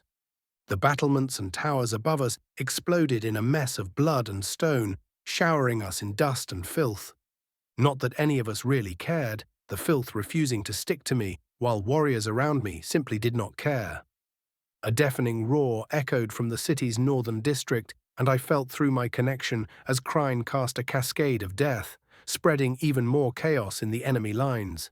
Shaking my head in slight pity, I flickered through the formation of warriors, just in time to see Minthara slap a mage's head off while ordering another's blood to detonate, braining the Dremora he uselessly summoned faster than anyone but me could see. We took a moment to check for injuries and resumed our stroll. The waves and waves of the Thalmor High Command's most elite falling before us with insulting ease, doubly so when Scorch began sowing his usual terror, cutting apart entire squads before detonating himself whenever he was injured, just to re-emerge a mere minute later. Even Skirnir balked at the amount of eyeless corpses, but only for a moment. Shouting apart the High Justiciar attempting to grandstand at us when we reached the reception hall was far more entertaining to the Nord. To my surprise, the shout was not enough to outright end the fucker, even if it was a full 3-word unrelenting force from a Nord mortal, but I wasn't about to let him regenerate and flee, and simply crashed through the internal wards with all the elegance of an out-of-control bus and cut his head off with blasphemy. So many years of pain and suffering, I heard Minthara mutter under her helm, and they can't even offer a satisfying dying whimper. As I saw a group of justiciars cowering in terror beside me, I found myself in agreement to my dear wife and telekinetically snapped their necks. This was not a battle, it was a cleanup. General point of view, Kin Lord Narcissus of Shimmerine felt utterly dead as he watched his king resume his ritual, drawing dozens of innocent souls into the growing well below him every second, while 2 ravenous Daedra observed from the outside. "It is time." The statement drew his deadened gaze to the elf in question, his arms spread widely in exultation as perfectly balanced and controlled soul energy flickered in and out of his form, preparing him for what was to come. But for all the power surging through him, Narcissus noticed a flicker of worry in Finarfin's eyes, and was soon shown the reason as he felt a shudder pass through the ancient stones of the palace and heard the distant sounds of battle within the building itself. He was given no further time to consider as Finarfin kept speaking, "Be honored, Narcissus, for you will witness what our people have been seeking for eras." He rose his hand and clutched his fist. "When I win and enact my vengeance, you will understand that every sacrifice made this day will have been worth it. Or maybe you will not." He tilted his head. "All that matters in the end is your obedience." Narcissus said nothing as the energies of the ritual shuddered and rose from the well of souls, the glee of the 2 monstrosities just beyond the veil growing increasingly palpable with each passing second. Out of the corner of his eye, just at the edge of his vision, Narcissus saw a flicker move through the shadows. He almost ignored it, but the tension in the air forbade him from waving it off like he did so many other things in his long life. He went to speak, but then he paused. The wails of the souls he could swear he heard, the feeling of sheer wrongness surrounding him, the judging stares of the statues of the divines surrounding the chamber. All of it forbade Narcissus from ignoring yet another atrocity. He could not fight his king. No, the overlord of the Thalmor traitors, but he would also do nothing to protect him. Narcissus prayed to his ancestors for guidance and called "my king." Finarfin did not move, but the Kinlord could still feel his gaze on him. "Is this truly the way you wish to follow?" He pleaded one final time. "It is not yet too late. Set the souls of our kin free." Silence. The command shook the throne room. "I will not be questioned at the moment of my triumph. Not by you nor anyone else." A finger covered in swirling soul energy pointed at him. "Keep your whimpering to yourself, lest you wish to join the others." For a single moment, Narcissus knew deep in his soul that he could still warn him. The moment seemed to stretch to infinity within his mind as his thoughts raced, but no matter how he loved the name itself, the bearer before him was unworthy. And so Kinlord Narcissus closed his eyes and let the moment pass him by. Slowed by his focus on the ritual as he was, Finarfin only managed to half-turn as he felt movement behind him, far too late to stop a lunging cowl-covered figure, rising his hands defensively and making the energy of the ritual coil around him protectively. But he was never the actual target, as the assassin instead slammed his dagger into the edge of the ritual circle, his weapon pulsating with power and unleashing its full assault upon the delicate work of magic itself. For a moment, nothing happened, both Ultma and Daedra stunned by the sudden twist, and then the ritual blew up. The assassin was blown away, smashing into a wall and disappearing a moment later. Narcissus himself was launched away, and he could swear he heard two loud thuds coming from the vague directions of the two altars. Finarfin was nowhere near as fortunate, as his physical form was simply removed from existence. The sole thing keeping him even vaguely in the land of the living now was the vortex of souls he was desperately trying to absorb without the filtering effects of the ritual. Narcissus could swear the incoherent noise currently assaulting his ears was in fact a scream of primal terror, one that only grew in intensity as the two Daedra recovered from the interruption and began shoving more and more power into their ally. The Kinlord felt no pity for the traitor as his soul began to whimper, but the suffering was seemingly not enough for the wrath of the divines. As the barred doorway leading into the throne room was smashed open, the Overlord's most trusted High Justiciar flying through like a projectile before skidding across the polished floor like a boneless rag, his trail ending a foot away from the screaming amalgam of souls. He tried to get up, only to be grabbed by a dozen spectral hands and dragged off into the vortex of energy, never to be seen again.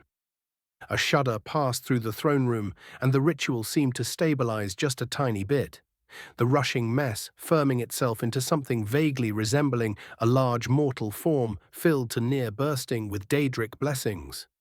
Two figures followed the High Justiciar inside, one clad in steel and imperial crimson, face covered in an ancient tusked mask, while the other bore armored robes in Dagoth black and purple, both of them leaving a trail of blood behind them as the liquid slid off their enchanted garb.